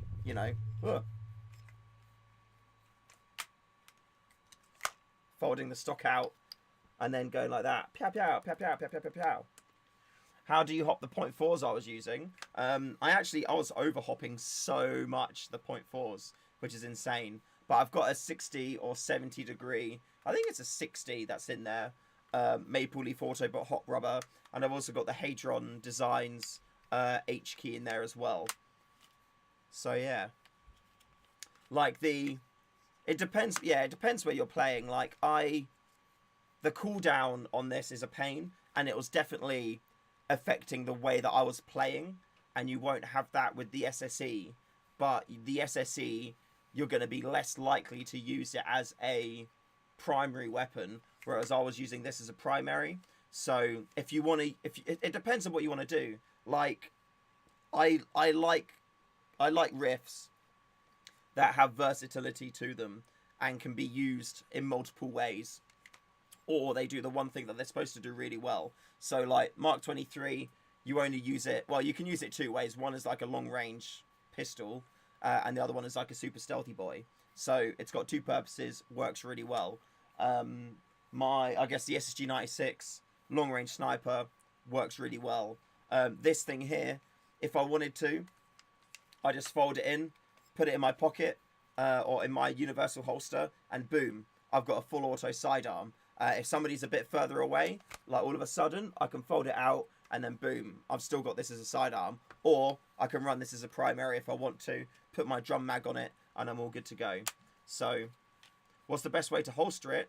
I mean, I've been using when I've been running this, I've been using it as a primary, so I've not had to holster it. But I use universal holsters. So if I did want to holster this, if I was going to run this as a secondary, I'd probably take the folding stock off. But it wouldn't be essential, because I can still, even when it's in the holster, I can still draw it and use it perfectly fine with the folding stock on. So I'd probably, just leave it on, to be fair. It doesn't get caught on anything, so it's all good. So, yeah, I mean, it's difficult to say what's the best way to holster it, because a lot of that also comes down into personal opinion. Like the way that I holster stuff is going to be different for you guys. Consider doing a charging handle. I've thought about it. Yeah, I think I probably will, to be fair. I did. Have I got one on mine still? I did have one on mine. But I took it off because I took it off because I needed to change it from full auto to semi-auto to full auto, and the screw that I used was too long. So, yeah, I had to take that off. Any future AA pre-01 prints coming? Yes. Yes. There's exciting news there as well. But that won't get announced until the start of May. So, yeah. There's some cool AAP news coming. So, yeah, you'll have to wait for that. But yeah, it's cool news. Oh, hello. Sneaky little thing. How are you? Yeah. Welcome home. Aw, you're so cute. You're so cute.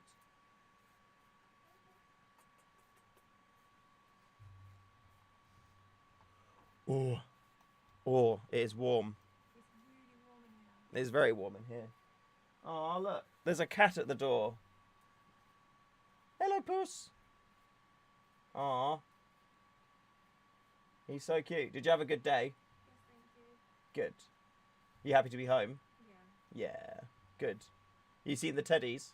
Yeah, they're so good. They're so good, aren't they? Don't talk about them though. Well, they don't know. They're not watching. But they might be. He doesn't watch. He doesn't even know what they would be for. Oh, look. He's so cute. Look at him. Floating door puss. That's Cammy, by the way, everyone. There she is. Look at her little face. And that's Simba. He's a cat. Alistair Kerr says hello. Hi, Alistair. She says hello, Alistair. Oh, I can just see his little white feet, his little paws. Aw. Oh, he's so cute. How is the eye? It's much better now. It's fine now. Yeah, it's fine. Pink eye is healed. Yeah, the pink eye is healed, as she says. It's okay. Yeah. I don't know what caused it. I guess they just got irritated by something at the field. Oh, look, there we go.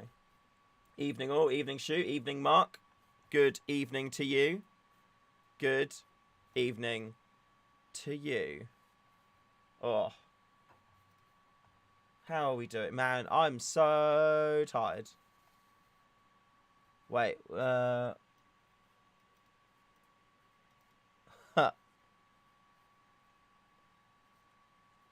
When you in the bath and watching in the shoot. Oh, wait, are you in the bath now, Wixie? Oh, sick. Oh, I'm happy that I can be all bubbly with you. How is your other half size? Also getting freaking laser. Tempted myself, but scared of needles, let alone lasers. I'll get her to tell you if you like. She's done incredibly well. Hold on. Let me get her.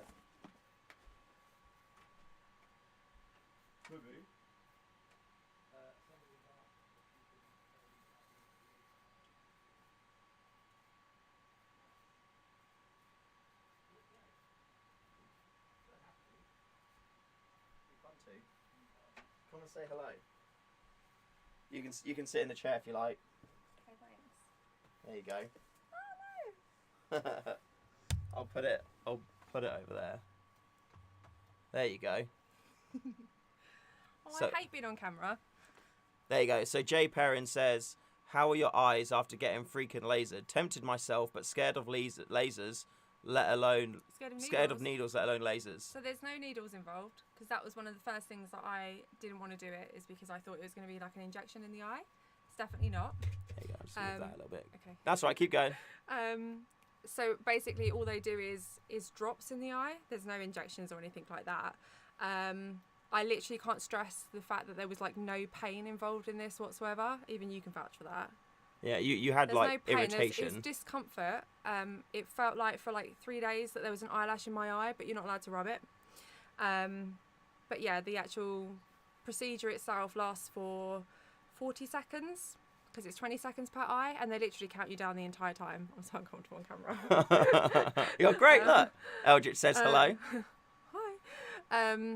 But yeah, you literally you go in there.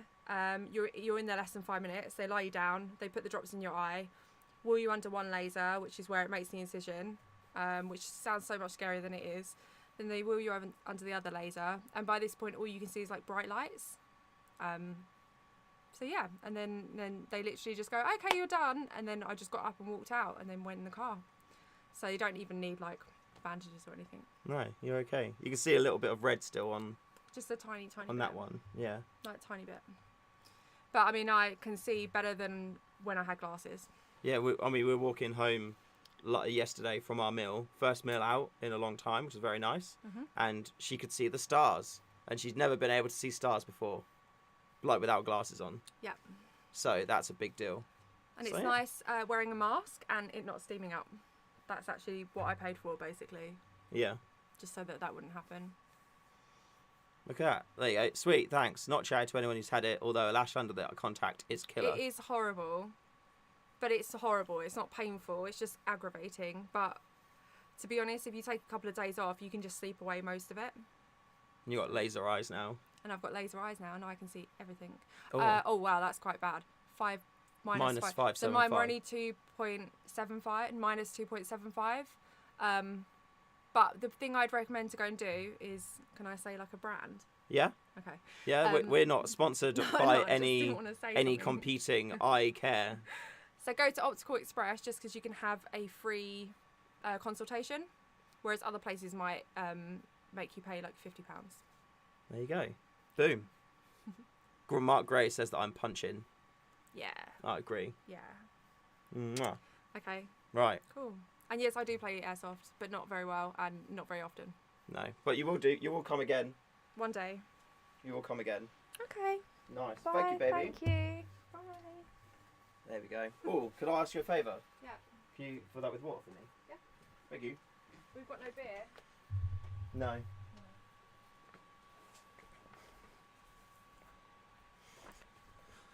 Oh. There we go. Oh. Keeper. I agree.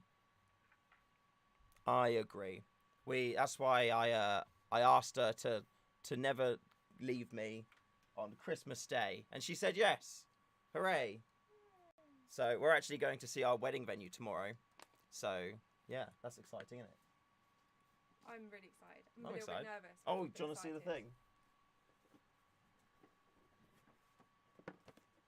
I mean, Jimmy's definitely not watching, so. Oh no, but no. All right, no. well there you go. You've ruined it now by saying his name. Yeah, but it's not like. Dimmy? Who's Dimmy? Yeah, who's Dimmy? There we go. Ah, thank you, Kenny. Alistair, thank you. Actually, you'll find that's Mr. Mark. No. You could be Miss Shoe. Miss Shoe. Ah. I meant she was punching. Yeah, good way to save it. You timed it wrong. She's seen that now. Has it got to be 30 peeps for you guys? I know our date is next year, so we can have much more than that. So that's all cool. Ellis, what happened since I went? I got engaged. Just now. Here we go. Silly Gilly. This is actually good info for people that want to wear glasses in Airsoft but can't because of fogging. That's very true, 100%, yeah. Honestly, it's going to be so good. And swimming as well. Yeah. Like, I can go swimming without feeling blind because you can't wear contact lenses or glasses. So I'd wear goggles and then not be able to see a thing. And like you could spend like stupid money on prescription goggles. Yeah, I mean. But then who'd do that? Yeah, I mean, they're just probably. I didn't know you could do that. But, Weirdos. I mean, it's night and day having it done. I wouldn't change it for the world. It feels very natural as well. Yeah, it's funny though because I've noticed the difference. If I wanted to show her something on my phone, I'd get my phone and I'd be like this. I would do but now when I want to show her something on my phone, I'm conscious of I kind of go like that and then I hold it back. I can still see it. Yeah, even over here you can read it now. Read it. And it's weird getting used to that as well. But I genuinely start moving it closer and then I remember and then I just like stop. You're like, no. I'm like, no, you don't. My eyes are too good for that. I don't have to be your slave and put it right in front of your eyes to see easily. No, I am not your slave. Sheldon says, can we have Mrs. Shoe all the time, please? Just do a straight swap. It's quite fun. Do you want to? I Yeah. really dislike being on camera though. I'll go have a bath. This is fine. Yeah. I mean, I could just get a mannequin and have that stood behind me the whole time and just pretend that it is you. Funny quips. Oh, have I voted for the London Assembly and Mayor yet? No. I had the book come through. No politics. But I've not, yeah. It's just, I don't know. Whoever you vote for is bad, isn't it? So. I'll vote for you. Yeah, I'll do it.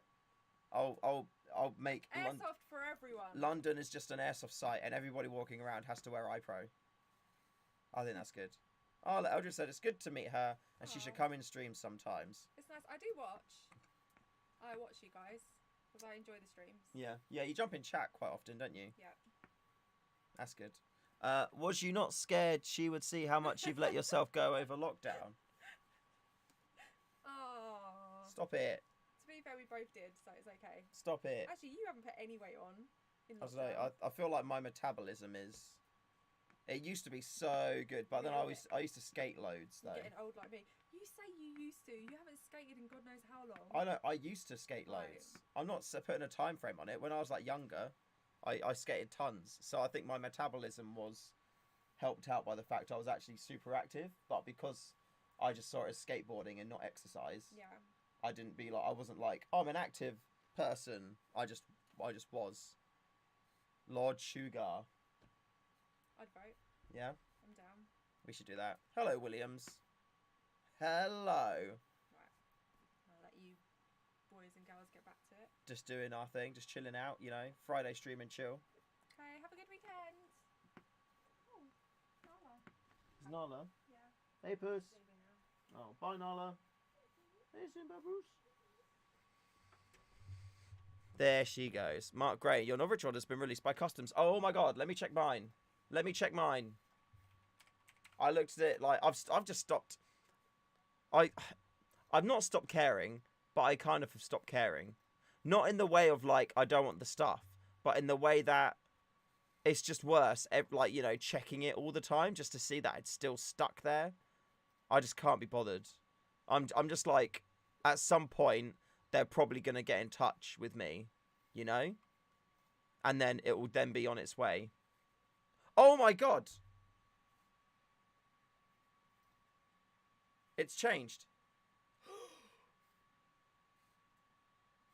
It's been released on Customs too! It's been released on Customs too! That's amazing! Oh my god!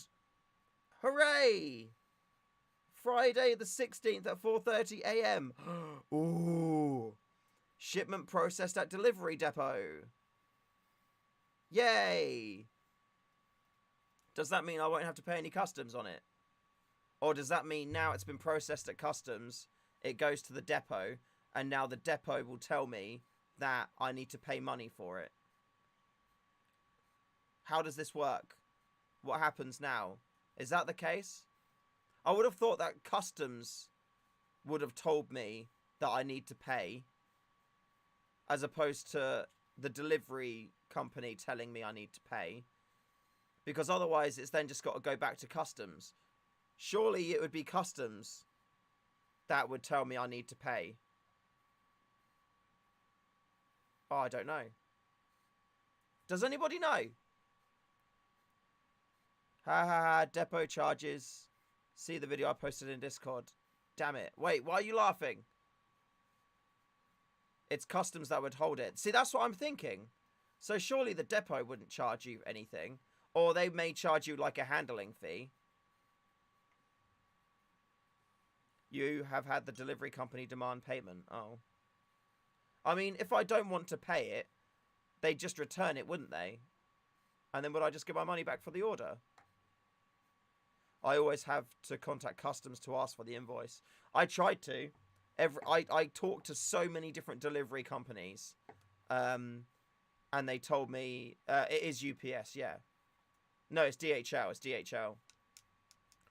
I talked to DHL UK, DHL Express, DHL Germany, DHL Austria, Austria Post, and Parcel Force. And everyone I spoke to, they either couldn't give me any more information, or they said I just have to wait and that I can't contact customs. They just tell me they'll just contact me. You already have the product. It's the seller's fault for not correctly charging. If they send a letter, it's already too late. I have not had a letter yet. Although I did... Oh, no, I did get a letter today, but I thought that was a... No, this letter's about voting for Labour. Yeah. Oh, that's sick. Oh, if it arrives tomorrow, I'm not here tomorrow though, so I can't accept it. Sadiq Khan, vote for London today. I don't like already. I'm just gonna say, let me just take this off. I'm just gonna say that. Let me just take this bit off as well. This is wrong. I'm not going to get into politics. This is just purely about English now. So he says, this election is a two-horse race between me and the Tories. That's incorrect English. It should be, this is a two-horse race between the Tories and I. A vote for any other candidate other than me just helps the Tories win. I mean, yeah, I don't know whether or not that's the he's going down the route of bringing other people down rather than trying to raise himself up. So yeah, I mean, if it's a two-horse race between him and the Tories, there must be a reason why the Tories are the second horse. So there's probably reasons why they're good, but I don't really like politics. So, but anyway, I thought I'd just make it apparent there. If you are trying to win over the hearts and minds, make sure you use correct grammar, because I now do not care about anything else that's written in that thing. Because if the guy can't grammatically write his letter correctly, how are you supposed to run the bloody London, you know?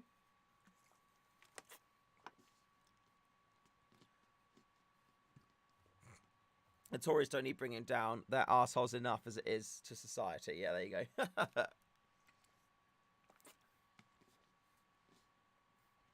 Vote for me today. Watch me endorse peaceful protest as London burns at the next opportunity. Oh, blimey. Yeah, we're not going to get into politics. The letter went in the bin, so don't you worry about that. Right, bear with me. I'm going to read JK's message, okay, that he sent me on Discord. It's a question, so I may be able to assist here. So he has a question, and he'd like my honest opinion, which I'm sure I will give you. I'll always do that. You would like to get your first bolt action sniper rifle. Okay, good. I'm reading it to make sure there's nothing inappropriate, and then, you know, and then going back. No, Jamiroquai, Tristan. I had to go with my mates and I enjoyed it. So yeah, time to buy. You have the AAC-T10 available, and I really like the look of it, but I'm also in love with the SSG-10A1. There is a little difference between the price. Yeah. Nov being 320 with a scope, mine 260. Yeah. Which is going to be better? Which is the better rifle, better build, and quality? Interesting. Yeah. Okay.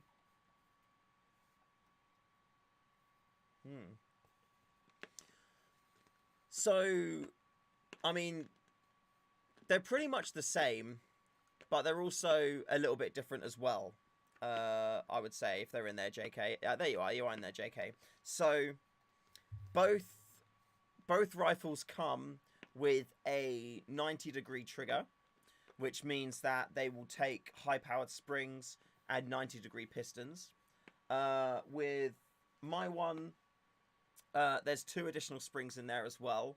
There's an upgrade piston included with it too, and there's also a suppressor in the box as well, which originally I got with my first JG Bar 10 VSR, but I've put that in there too. So it could do with putting like foam inside it as well. It is a hollow suppressor at the minute, but that's easy enough to do. So it comes with, you know, it's 260 rifle, scope, suppressor, 2 extra springs, and an upgrade piston. SSG-10 320 with, is it 320 with a scope? Oh, 320 pounds with the scope, yeah, because it's, yeah, okay. So 320 pounds with the scope. And again, I mean, you'll get it with the right FPS. Again, 90-degree trigger. It's got a 90-degree piston in there already, which is, you know, going to be good. I think, like, you know, the stock difference will be something that comes into it. What your preference will be to using stocks. If you like the more VSR type stock, or if you prefer a more pistol grip type stock.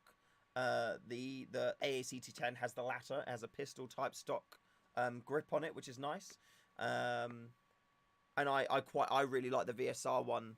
They're both super comfortable to use, but I think I personally prefer the VSR type stock more. Yeah, I think, to be fair, the hop unit, there's probably going to be very little to no difference between the two of them. I think it's with the SSG10, you have the benefit of the 25-year spare parts warranty, whereas if you were to break something of the AACT10, you wouldn't have that support. But I don't believe that would be something you would necessarily need with the AACT10. And it all depends what you want to do with it as well. If you're planning on upgrading the rifle, then the base doesn't really matter. The base won't matter between the two, really, at all, I would say. Action Army is a great company. If you were to upgrade an SSG10 or a VSR, you're more than likely going to want to use Action Army parts. Action Army hop units, things like that. Action Army piston. So I would imagine that if you were to do a full Action Army build, that would be the most ideal situation, because everything that's Action Army should, in theory, slot together perfectly fine. Whereas if you've got some, like, Novrich parts and some parts of something else, then you may experience some mismatching. And I've experienced that myself when I had my my JG Bar 10, because I spent about £800 on that rifle. Not all of that ended up in the gun. A lot of that ended up, you know, on parts which I didn't actually need or I couldn't use in it. So it's difficult. I think that you're going to get a lot of you'll get the aftercare support if you were to buy the Novrich rifle. You will more than likely need to pay more money than that 320 quid due to import and customs. It's not a guarantee, but you know, you need to be prepared to be able to have to pay an extra like £100 on top of that. So instead of it being 320, it's probably going to be closer to £400 because of that. It's a tricky one, man. I'd say it's a tricky one. Like this, it's a sick rifle.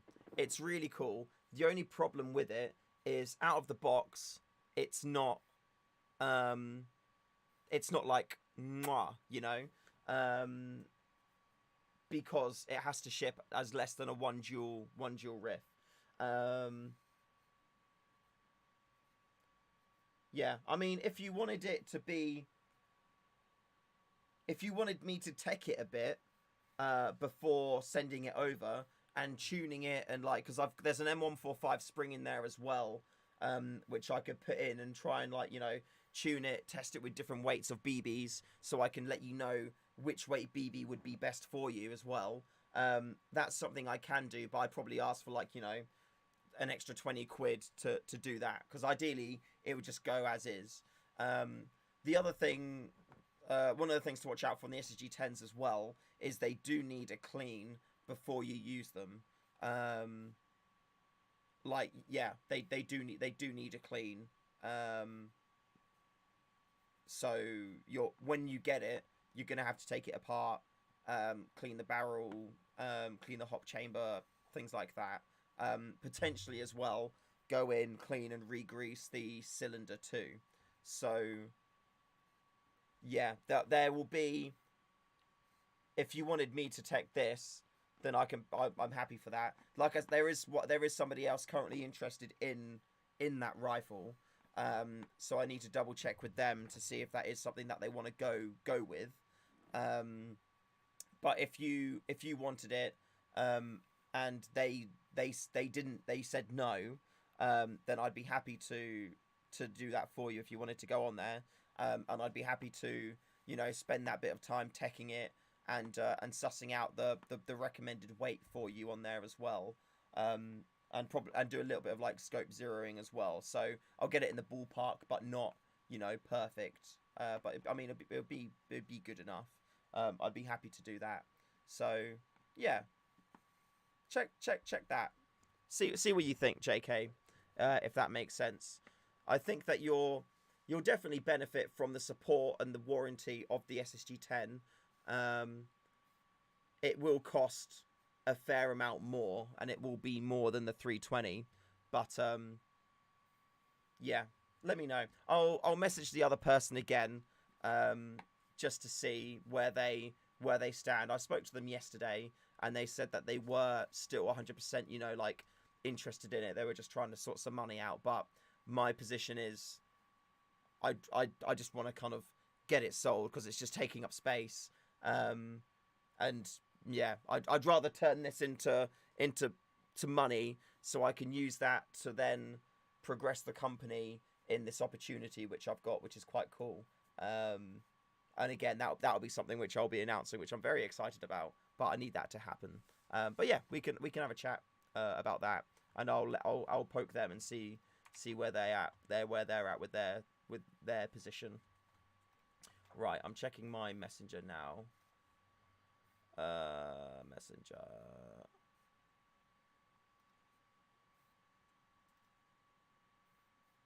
Oh, sick. Cool. Scheduled delivery the 19th. Oh, no. Oh, well, that's fine. That's fine. Cool. Right, Messenger. What? Where's Messenger? Lancer Tactical Diagnose, Dead MOSFET. Ah, there you go. Cool. Hooray. I guess, oh, mate, are you gonna put a Titan in it?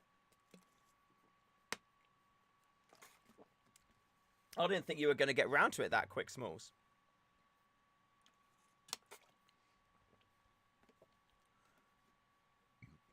Oh, Tristan, what did they say?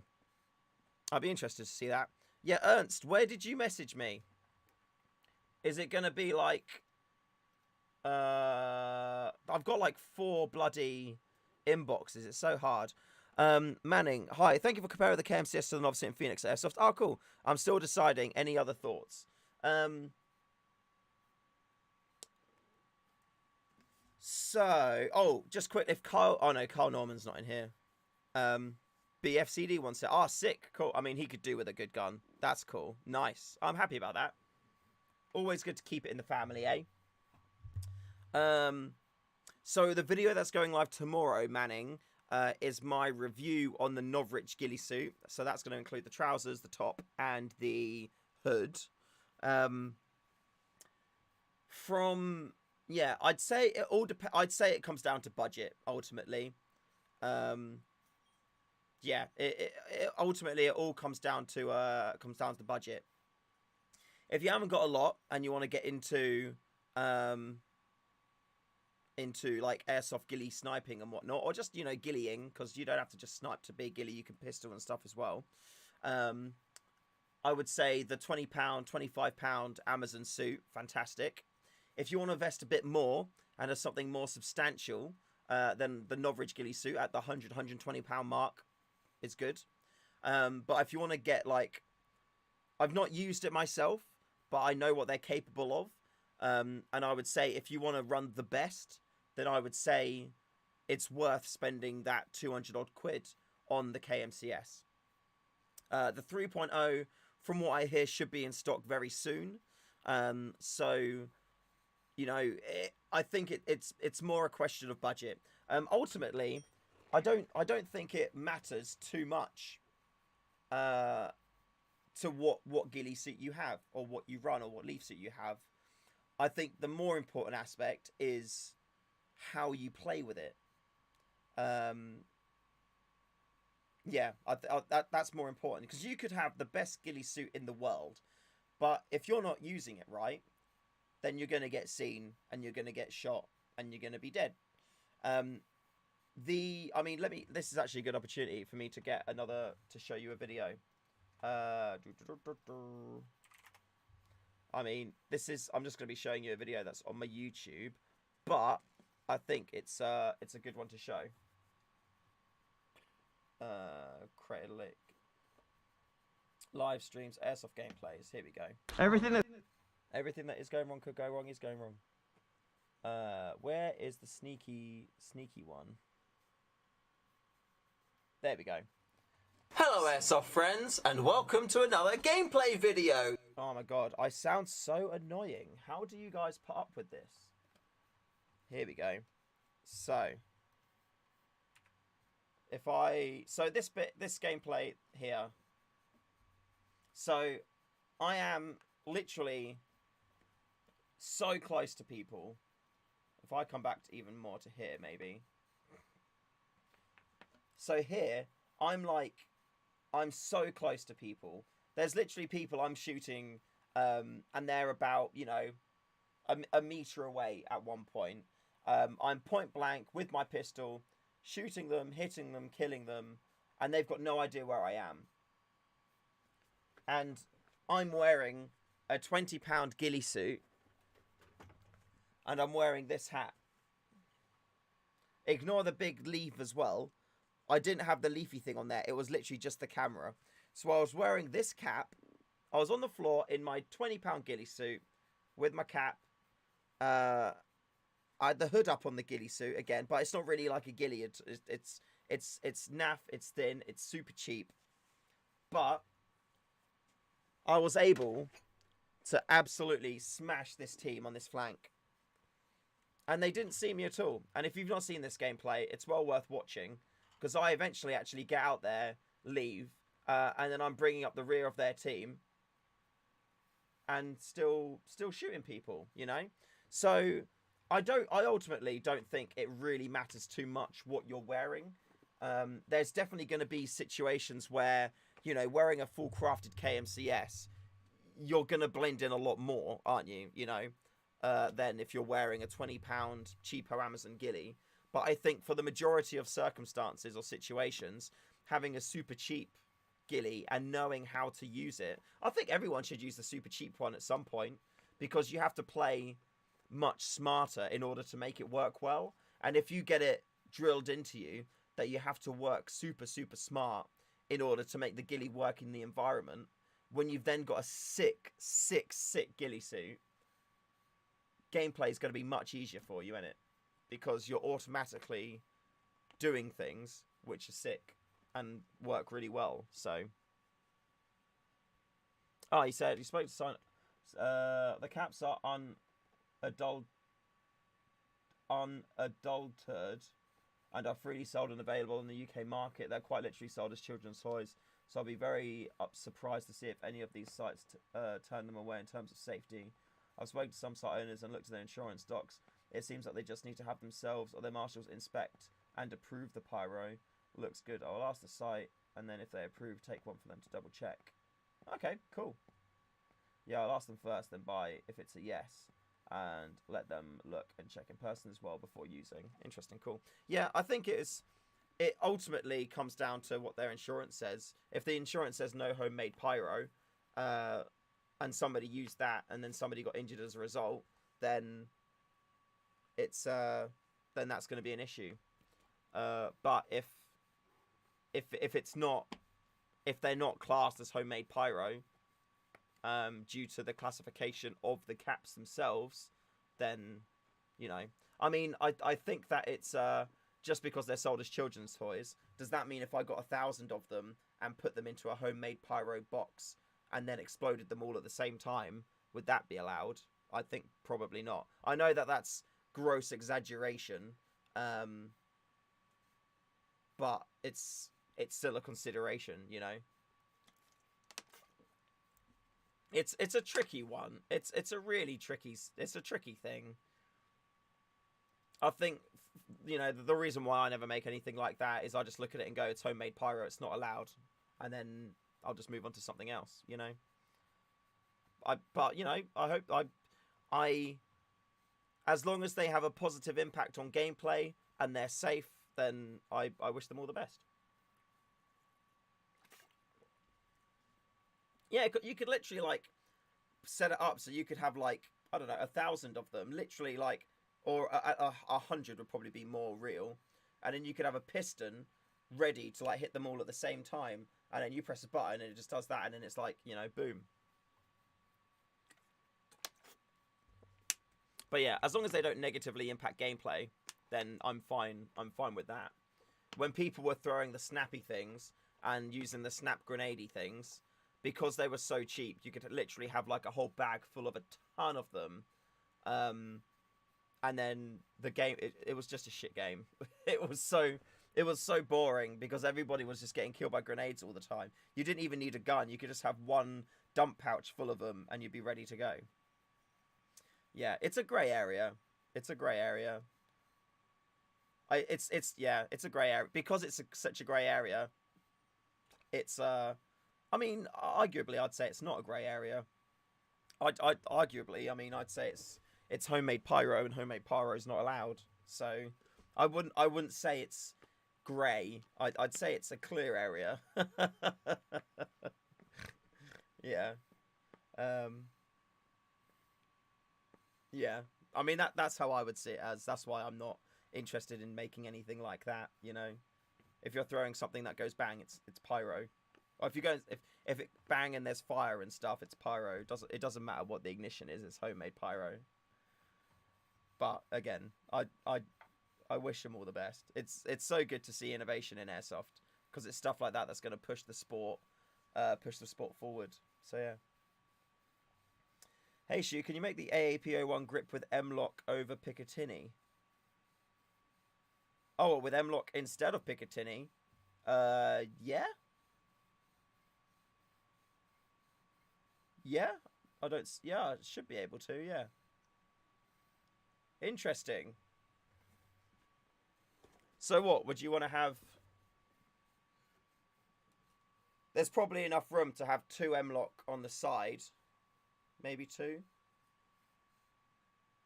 So what, M-Lock there, 2 M-Lock bars there, 2 M-Lock bars there, and then what would you want on the bottom? Like, keep that little Picatinny, and keep the Picatinny on the top? I have no use for the Picatinny as they don't use run cams. Oh, okay. I mean, would you keep the Picatinny on the top and bottom, and then you just have M-Lock on the sides then? Is that what you would prefer? Because I suppose I could do that, yeah. It's an interesting idea. Yeah, keep the pick on the bottoms. Keep the Picatinny on bottoms for lights. So what, you'd get rid of the top one as well, would you? I feel like the top Picatinny is good to keep. Yeah, keep pick on top and bottom for M-Locks. Yeah, okay. I'll look into that. I think that's a cool idea. I've not made an M-Lock thing. Yeah, I'll think about it. Yeah, that's cool. Yeah, I like the idea. I love this grip on it, man. It's so cool. It's genuinely like one of my most favorite things that I've made. Let me add that to my Trello now. Here we go. Let me add that to my Trello. To do M-Lock on sides. Go away, thingy. M-Lock on sides of AP Pika grip. There we go. Boom. Definitely will get a grip to my future SFSA 18. I don't make anything for them. You spent nearly £100 on the site last night. Oh shit, that's cool. You'll love every pound you spent, man. You'll love every pound you spent. I would say all your money back, but I mean, I guess all your money back. I guess we could say that. Can I modify the delivery so then if it doesn't come?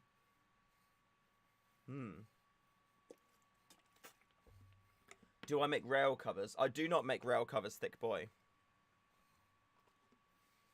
Wait, Sparky. What did you order, Sparky?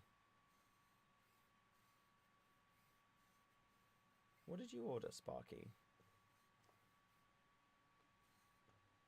Stuff for Glocks, AAP Mark 23, maybe a Stay Fresh hat. Mate, the hats are sick. Where is my hat? I'm not sure where my Stay Fresh hat is. It's somewhere. Got barrel folding stock and suppressor for the AAP carbine. Seriously, man, that little AAP build is so good. Oh, I nearly spent. It's all in my basket, still ready to buy. Oh, okay, fair enough. I was looking through it, going like, wait, where did you? Oh, okay, yeah, Jay Perrin. I see your note. Yeah, that's fine. I can do that. Yeah, that's fine. I wouldn't usually, but because it's you, I will do. Hey, Sniper Jacko. How are you doing? How are you doing? Oh, yeah, you DM me on Discord. Oh, I didn't think I got to look at it yet because I was streaming. Ah, thank you for your congratulations. I appreciate it, dude. Very, very much. Thank you, thank you, thank you. Very cool times, isn't it? Very cool times. Exciting times. Your little like COD slide thing, by the way, in that gameplay video is a banger. Stay Fresh crew patches are gonna be I'm gonna do them up in May for the April rewards. Yeah, where's your little slide? Oh, it's over here somewhere. Yeah, where were you, mate? Look. So here's Jacko, yeah? So he goes to here. He was supposed to be covering me. I thought our plan was to rush the place. And he didn't come at all. Oh shoot, here you are. I told you you're going to be coming down here.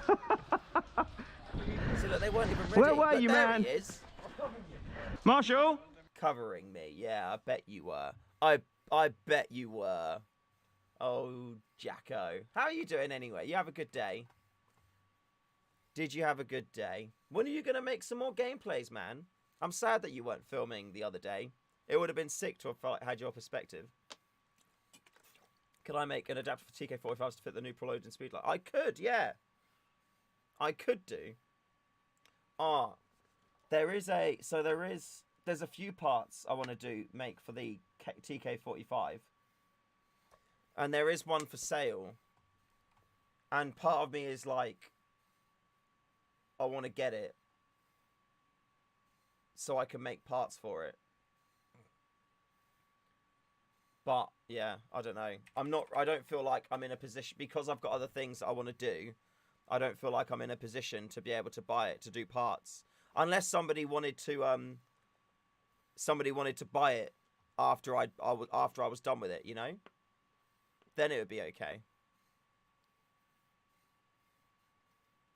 I mean, let me see if it's still available, to be fair. Oh wait, is there more stuff now? Oh, there is.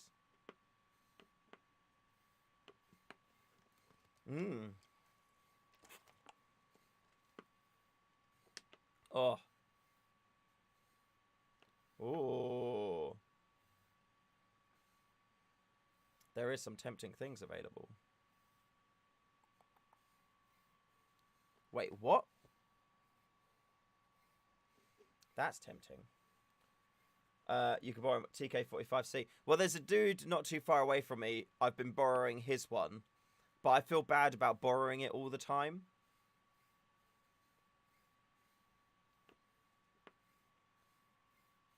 Oh, that's sick.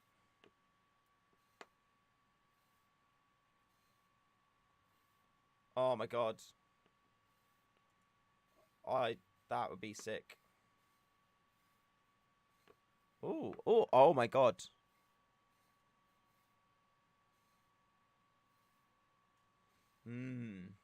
There's some cool options available. Is it worth buying an M249? I feel like that could be cool. Would anyone else agree if I could get that? Am I going to buy the Galaxy AAP clone? I don't know. I'd say no, because I need a folding stock, and I don't think the AAP stock is compatible with the Galaxy. Show what you're looking at.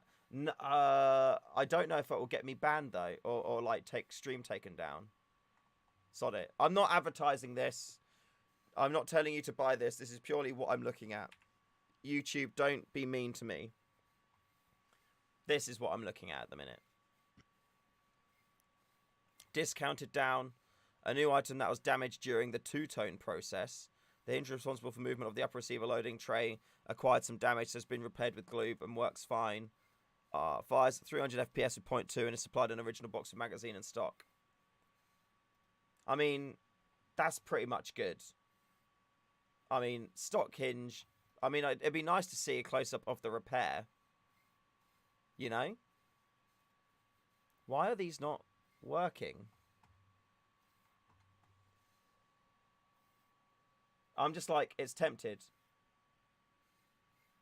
Yeah, I'm not saying for you to buy, do not buy these things. I'm just looking at them. Oh, okay. So it's only, I mean, you're not really going to run it. I wouldn't run it folded anyway. I want to see the glue repair. I cannot see the glue repair at all. But I expect it's you know. I mean, that looks cool. Running around like that would be really cool. Like, it's good content. But, I mean, that's what Airsoft Alphonse does, isn't it? That's not really my style, I'd say. Yeah, it's not really me. It's not really me. But yeah, there is a TK45 available. It's just an expensive gun, really. And I don't really want to spend. I should just ask him if I could borrow it. Maybe that's what I can do. I can make a mag adapter for it as well, for the Odin, as a little bit of a thank you. Yeah, I might do that. I'll have to message him again and then see if I can grab it next week. Oh, there are a few good cheap guns on there though at the minute. £70 feeding issue, brand new, box damaged. I mean, the feeding issue is probably going to be really easy to fix. There is another one on there for £80, just a damaged box. That's good. You're still waiting for your 303. It's been at Border Force Customs for almost 7 weeks. 7 weeks! Sparky. Hopefully it gets released soon with like the all the other ones that got released. Fingers crossed. Fingers crossed, eh? There is some long mags on here, though, for Glock, which could be handy for the AAP. But now I've got the drum mag, I'm like, I don't really need long mags.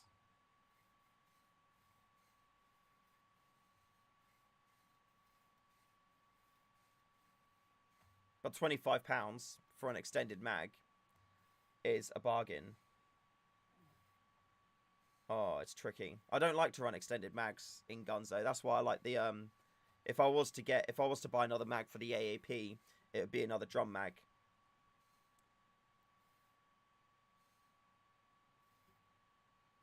But I don't think I really need it. Jason, huge congrats on the website. You're going to make me buy all the guns for the accessories you print. Hey, let's go.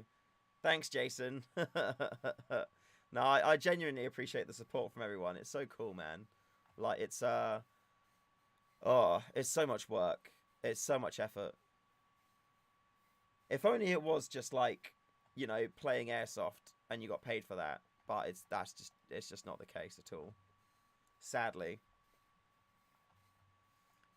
That would be the dream, though. Imagine that. Get the Umerix extended mag. It's nice and heavy and balances the AAP out well. The thing is, it's like it's just 50 rounds though, isn't it? No, yeah. See, 25 round, £25 for a mag is cheap. They've got one on there that's discounted as well to 30 quid. They're not going to be on there for long.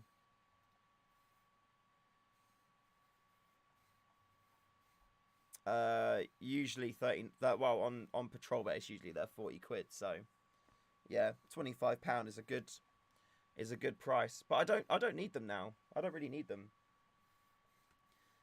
the drum mag is sufficient for the AAP, and I don't like when you've got an extended mag holstered. It's just a lot of stuff to be aware of, if that makes sense. Quit moaning but get back to work. I am working. Manning, been watching your videos every day for months now and look forward to new videos every day. Ah, cool. I'm happy you are, Manning. It's good. I'm happy that is the case. Imagine if you were like, oh god, another bloody video. This guy. Oh. But no, yeah, tomorrow's video is uploaded now to YouTube. I just need to sort the title, description, and thumbnail out for it. And then if you're a patron of the tier 2 Airsoft Lado, I think it is. If you're tier 2 or higher, you'll be able to watch that tonight.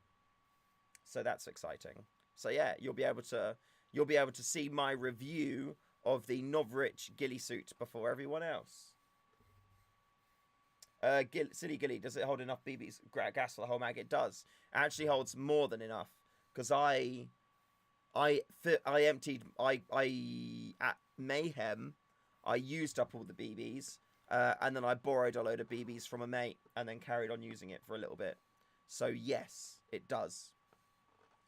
It does indeed. The reservoir on it is a lot bigger than I was expecting it to be, so that's cool. What was that? Oh my days. Yeah, it's very good. You got the AW mag and it holds a lot of gas and a lot of BBs. Yeah, man.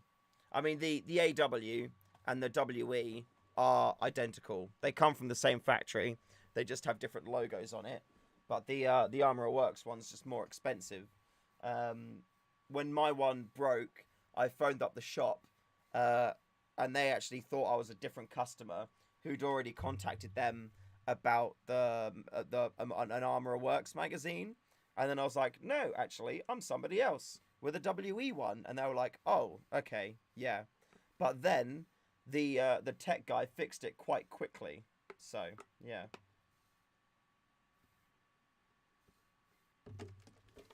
Oh.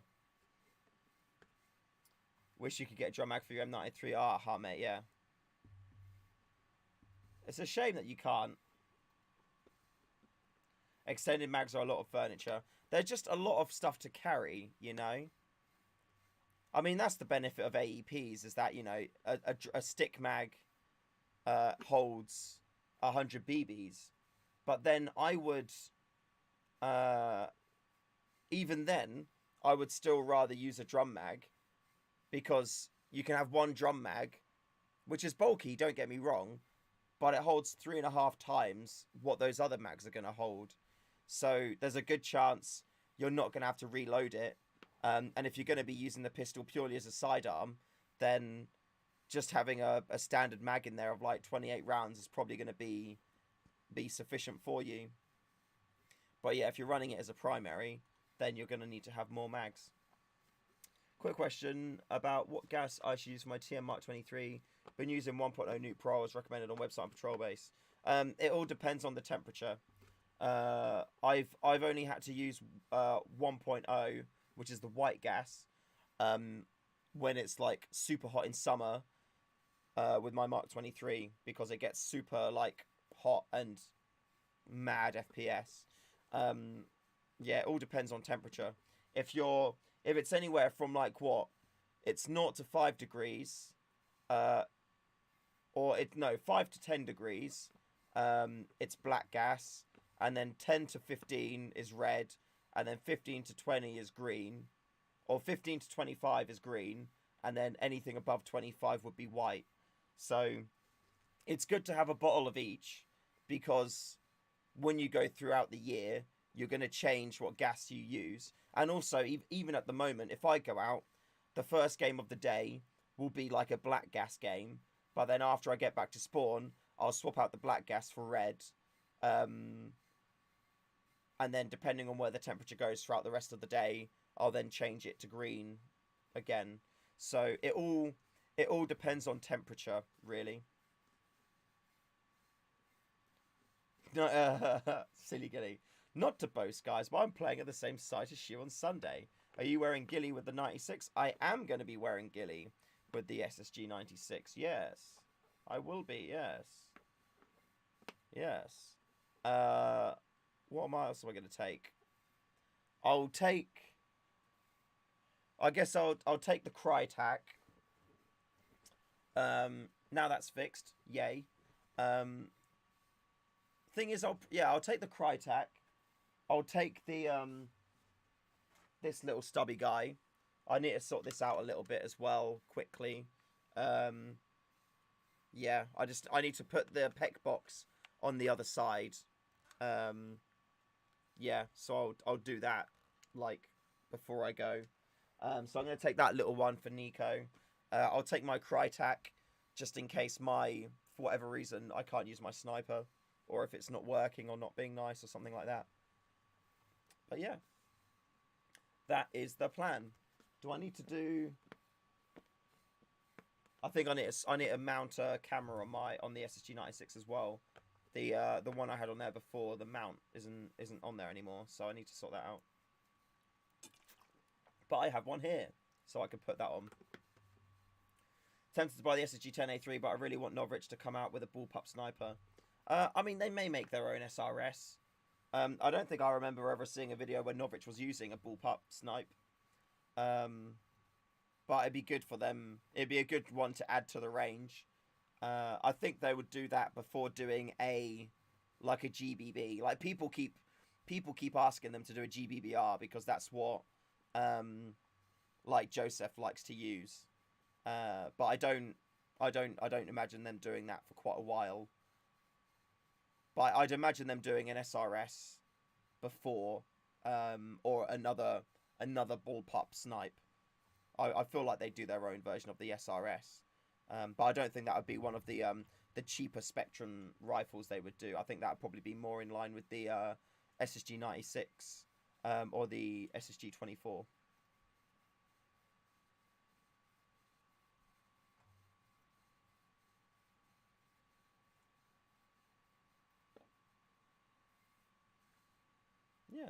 Yeah, bullpup makes sense. I mean, so I've actually gone off my SRS now. I know I was saying I was super hyped to use it.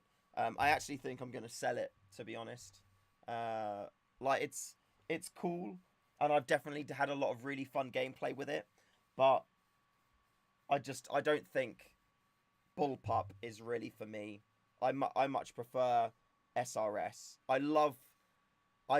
Absolutely, I can't explain to you how much I love doing this. Hold on.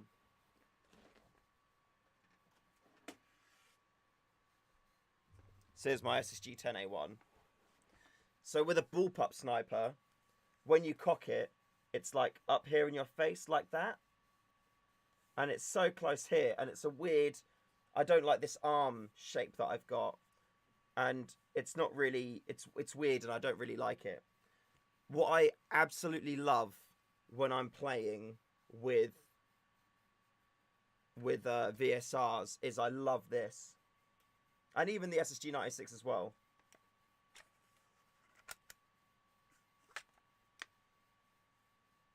I love seeing what I'm doing with that. You know? Even like coming up from the bottom there. I love the fact that I'm like, this is just, it's so cool, you know? It's so cool. Yeah. It feels really good. Feels really, really good. I'm sad that my barrel is all nasty. It's because I stuck that bark to it. And yeah, I've not got this off. I think I'm going to have to get some like white spirit to clean it off. So I might do that. But it's, yeah, this action. I mean, on here, this does need a little bit of playing about with to get it like super smooth and really nice. The SSG 96 is an absolute dream. But I love just when you're in a hide position as well, and there's people looking at you, and you're just cocking it and getting ready. That feeling is just so sick, you know? So sick. I did, yeah. I did. Just because I was like, feeling a bit like meh. I would have probably done the same thing. You need to open the window. It's so hot in here today. I'm gonna finish this one soon. I still use something like that. Oh, is there any sniper apart from the SRS that is bullpup? I don't know. I'd imagine there will be. I imagine there would. It would be interesting to see them do like a Russian style, like SVD or something like that. That would be interesting. Because I don't really feel like there's many mainstream companies that make stuff like that, especially like a performant one.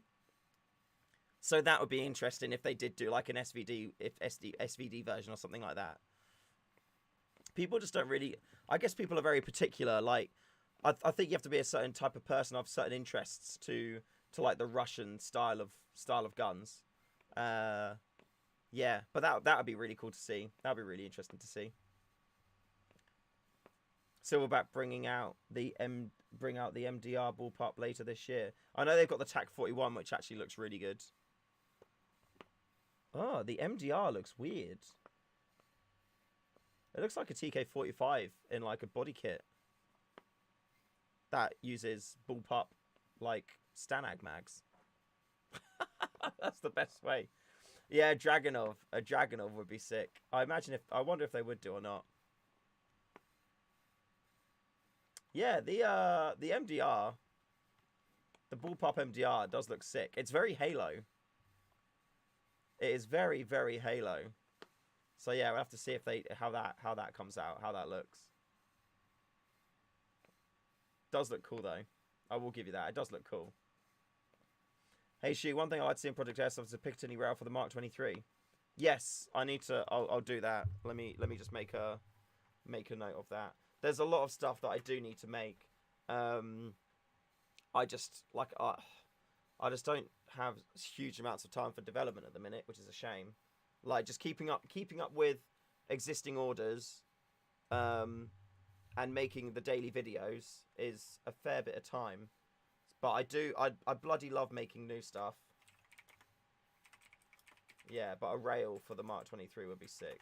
I've made a note of that. I'll do that. Yeah, I'll do that. But yeah, I think I'm pretty much fully decided now on I'm gonna sell my SRS, so I'm gonna be looking at that in future, and I'll post about that in the Discord as well. So if anybody's looking for an SRS, I may be able to do you a deal. Like, it's a sick rifle, it's just not my style, I'd say, which is a shame. I'm just a VSR fanboy now, officially. Oh yeah, somebody asked earlier. What did they asked something earlier. I was gonna follow up on it. Oh yeah, what cameras I use. So I'm now essentially exclusively using the 25mm Scope Cam 2 by Runcam. So I am also I'm selling all my other cameras now because I don't need them anymore. So I have a Scope Cam 2 40mm available. So if you want that could be yours. I've also got a Scope Cam 2 a Runcam 2 4K and a Scope Cam 4K also that I'm selling. So if any of you are interested in those, join the Discord, check out the buy and sell page, and they're all on there with costs as well. How much am I selling the SRS for? I'm not too sure. I'm not too sure. It may be around like the 600 mark, because it would be because the rifle. So it'd be the rifle because the rifle I got is the 26-inch version, so it's got all of that original stuff, and that was 600 quid. I've got the original box for it, but it also comes with the rotary hop unit, 3 magazines, 2 of them of which are the lightweight ones, the covert, like the short lightweight aluminium outer barrel, handguard, sorry, and then also the 16-inch outer barrel as well for it. So there's a lot of original box, and there's a lot of extras coming with it as well. I've also got a 475mm inner barrel, which I may be tempted to throw in too. So yeah, we'll see. But yeah, I mean, maybe 550. I feel like 600 is a fair price for it though. It was 600 new, and I'm including rotary hop, 2 additional magazines, handguard, and the outer barrel as well. So there's a lot of extra stuff on there. So I feel like that's fair. Yeah, that's a fair price. So many reviews on the Striker. You either love it or you hate it. Yeah, I feel like the Striker. I mean, I don't know. I'm not a fan of what I've seen of the Striker. I've not used one myself, so I don't know if it's a good gun or not. But yeah, I wouldn't berate anybody for using it, but it's not something that I don't see it and I'm like, oh, I'm excited. That looks really sick. I'm just like, oh, okay. It's a Striker. Ugh. That kind of response. But like I said, I feel like I'm now just a VSR fanboy, and I'm just gonna have like VSRs everywhere. So shout Perkele and I'll sub. How was that? Is that correct? Perkele? Perkele. I don't know how to pronounce it. I've said something though. Each birthday, I nearly buy myself the GBLS DAS. What is that? Images. Ah, an M4. It does look sick, though. It does look sick. Harder. I can't go harder, Forsland. If you've not heard, my voice is like, it's on the edge. I can't go harder than that. I'm sorry. Perkele! How's that? Not just an M4. It looks... I'm looking at pictures of it now. It looks sick. AEG GBBR hybrid. Man, it sounds like there's a lot of things that could go wrong. Is this the shell ejecting one? I feel like I've seen a video of, like, somebody using it at a site. It's supposed to be, like, the most realistic one, isn't it? Hooray! There you go. I'll take that. Let me check our subs, by the way, because we were 11 subs away from 3.9k. Let's have a cheeky little look. We're 10 subs away now. I appreciate that. I appreciate, Jerry. Thank you. Check some videos. It's sick. I will check some videos, but I will check those videos later. As I'm sufficiently tired. I need to have a shower and I want to rest my mouth for a little bit too. So I'm going to call the stream there. I do apologize, but yeah, I'm going to jump off the stream for now. Thank you all very much for watching and for like hanging out today. It's good to have you. Jason, you subbed yesterday. Well, good. Thank you. Thank you for being here and subbing and being a part of the Stay Fresh Shoe Airsoft community.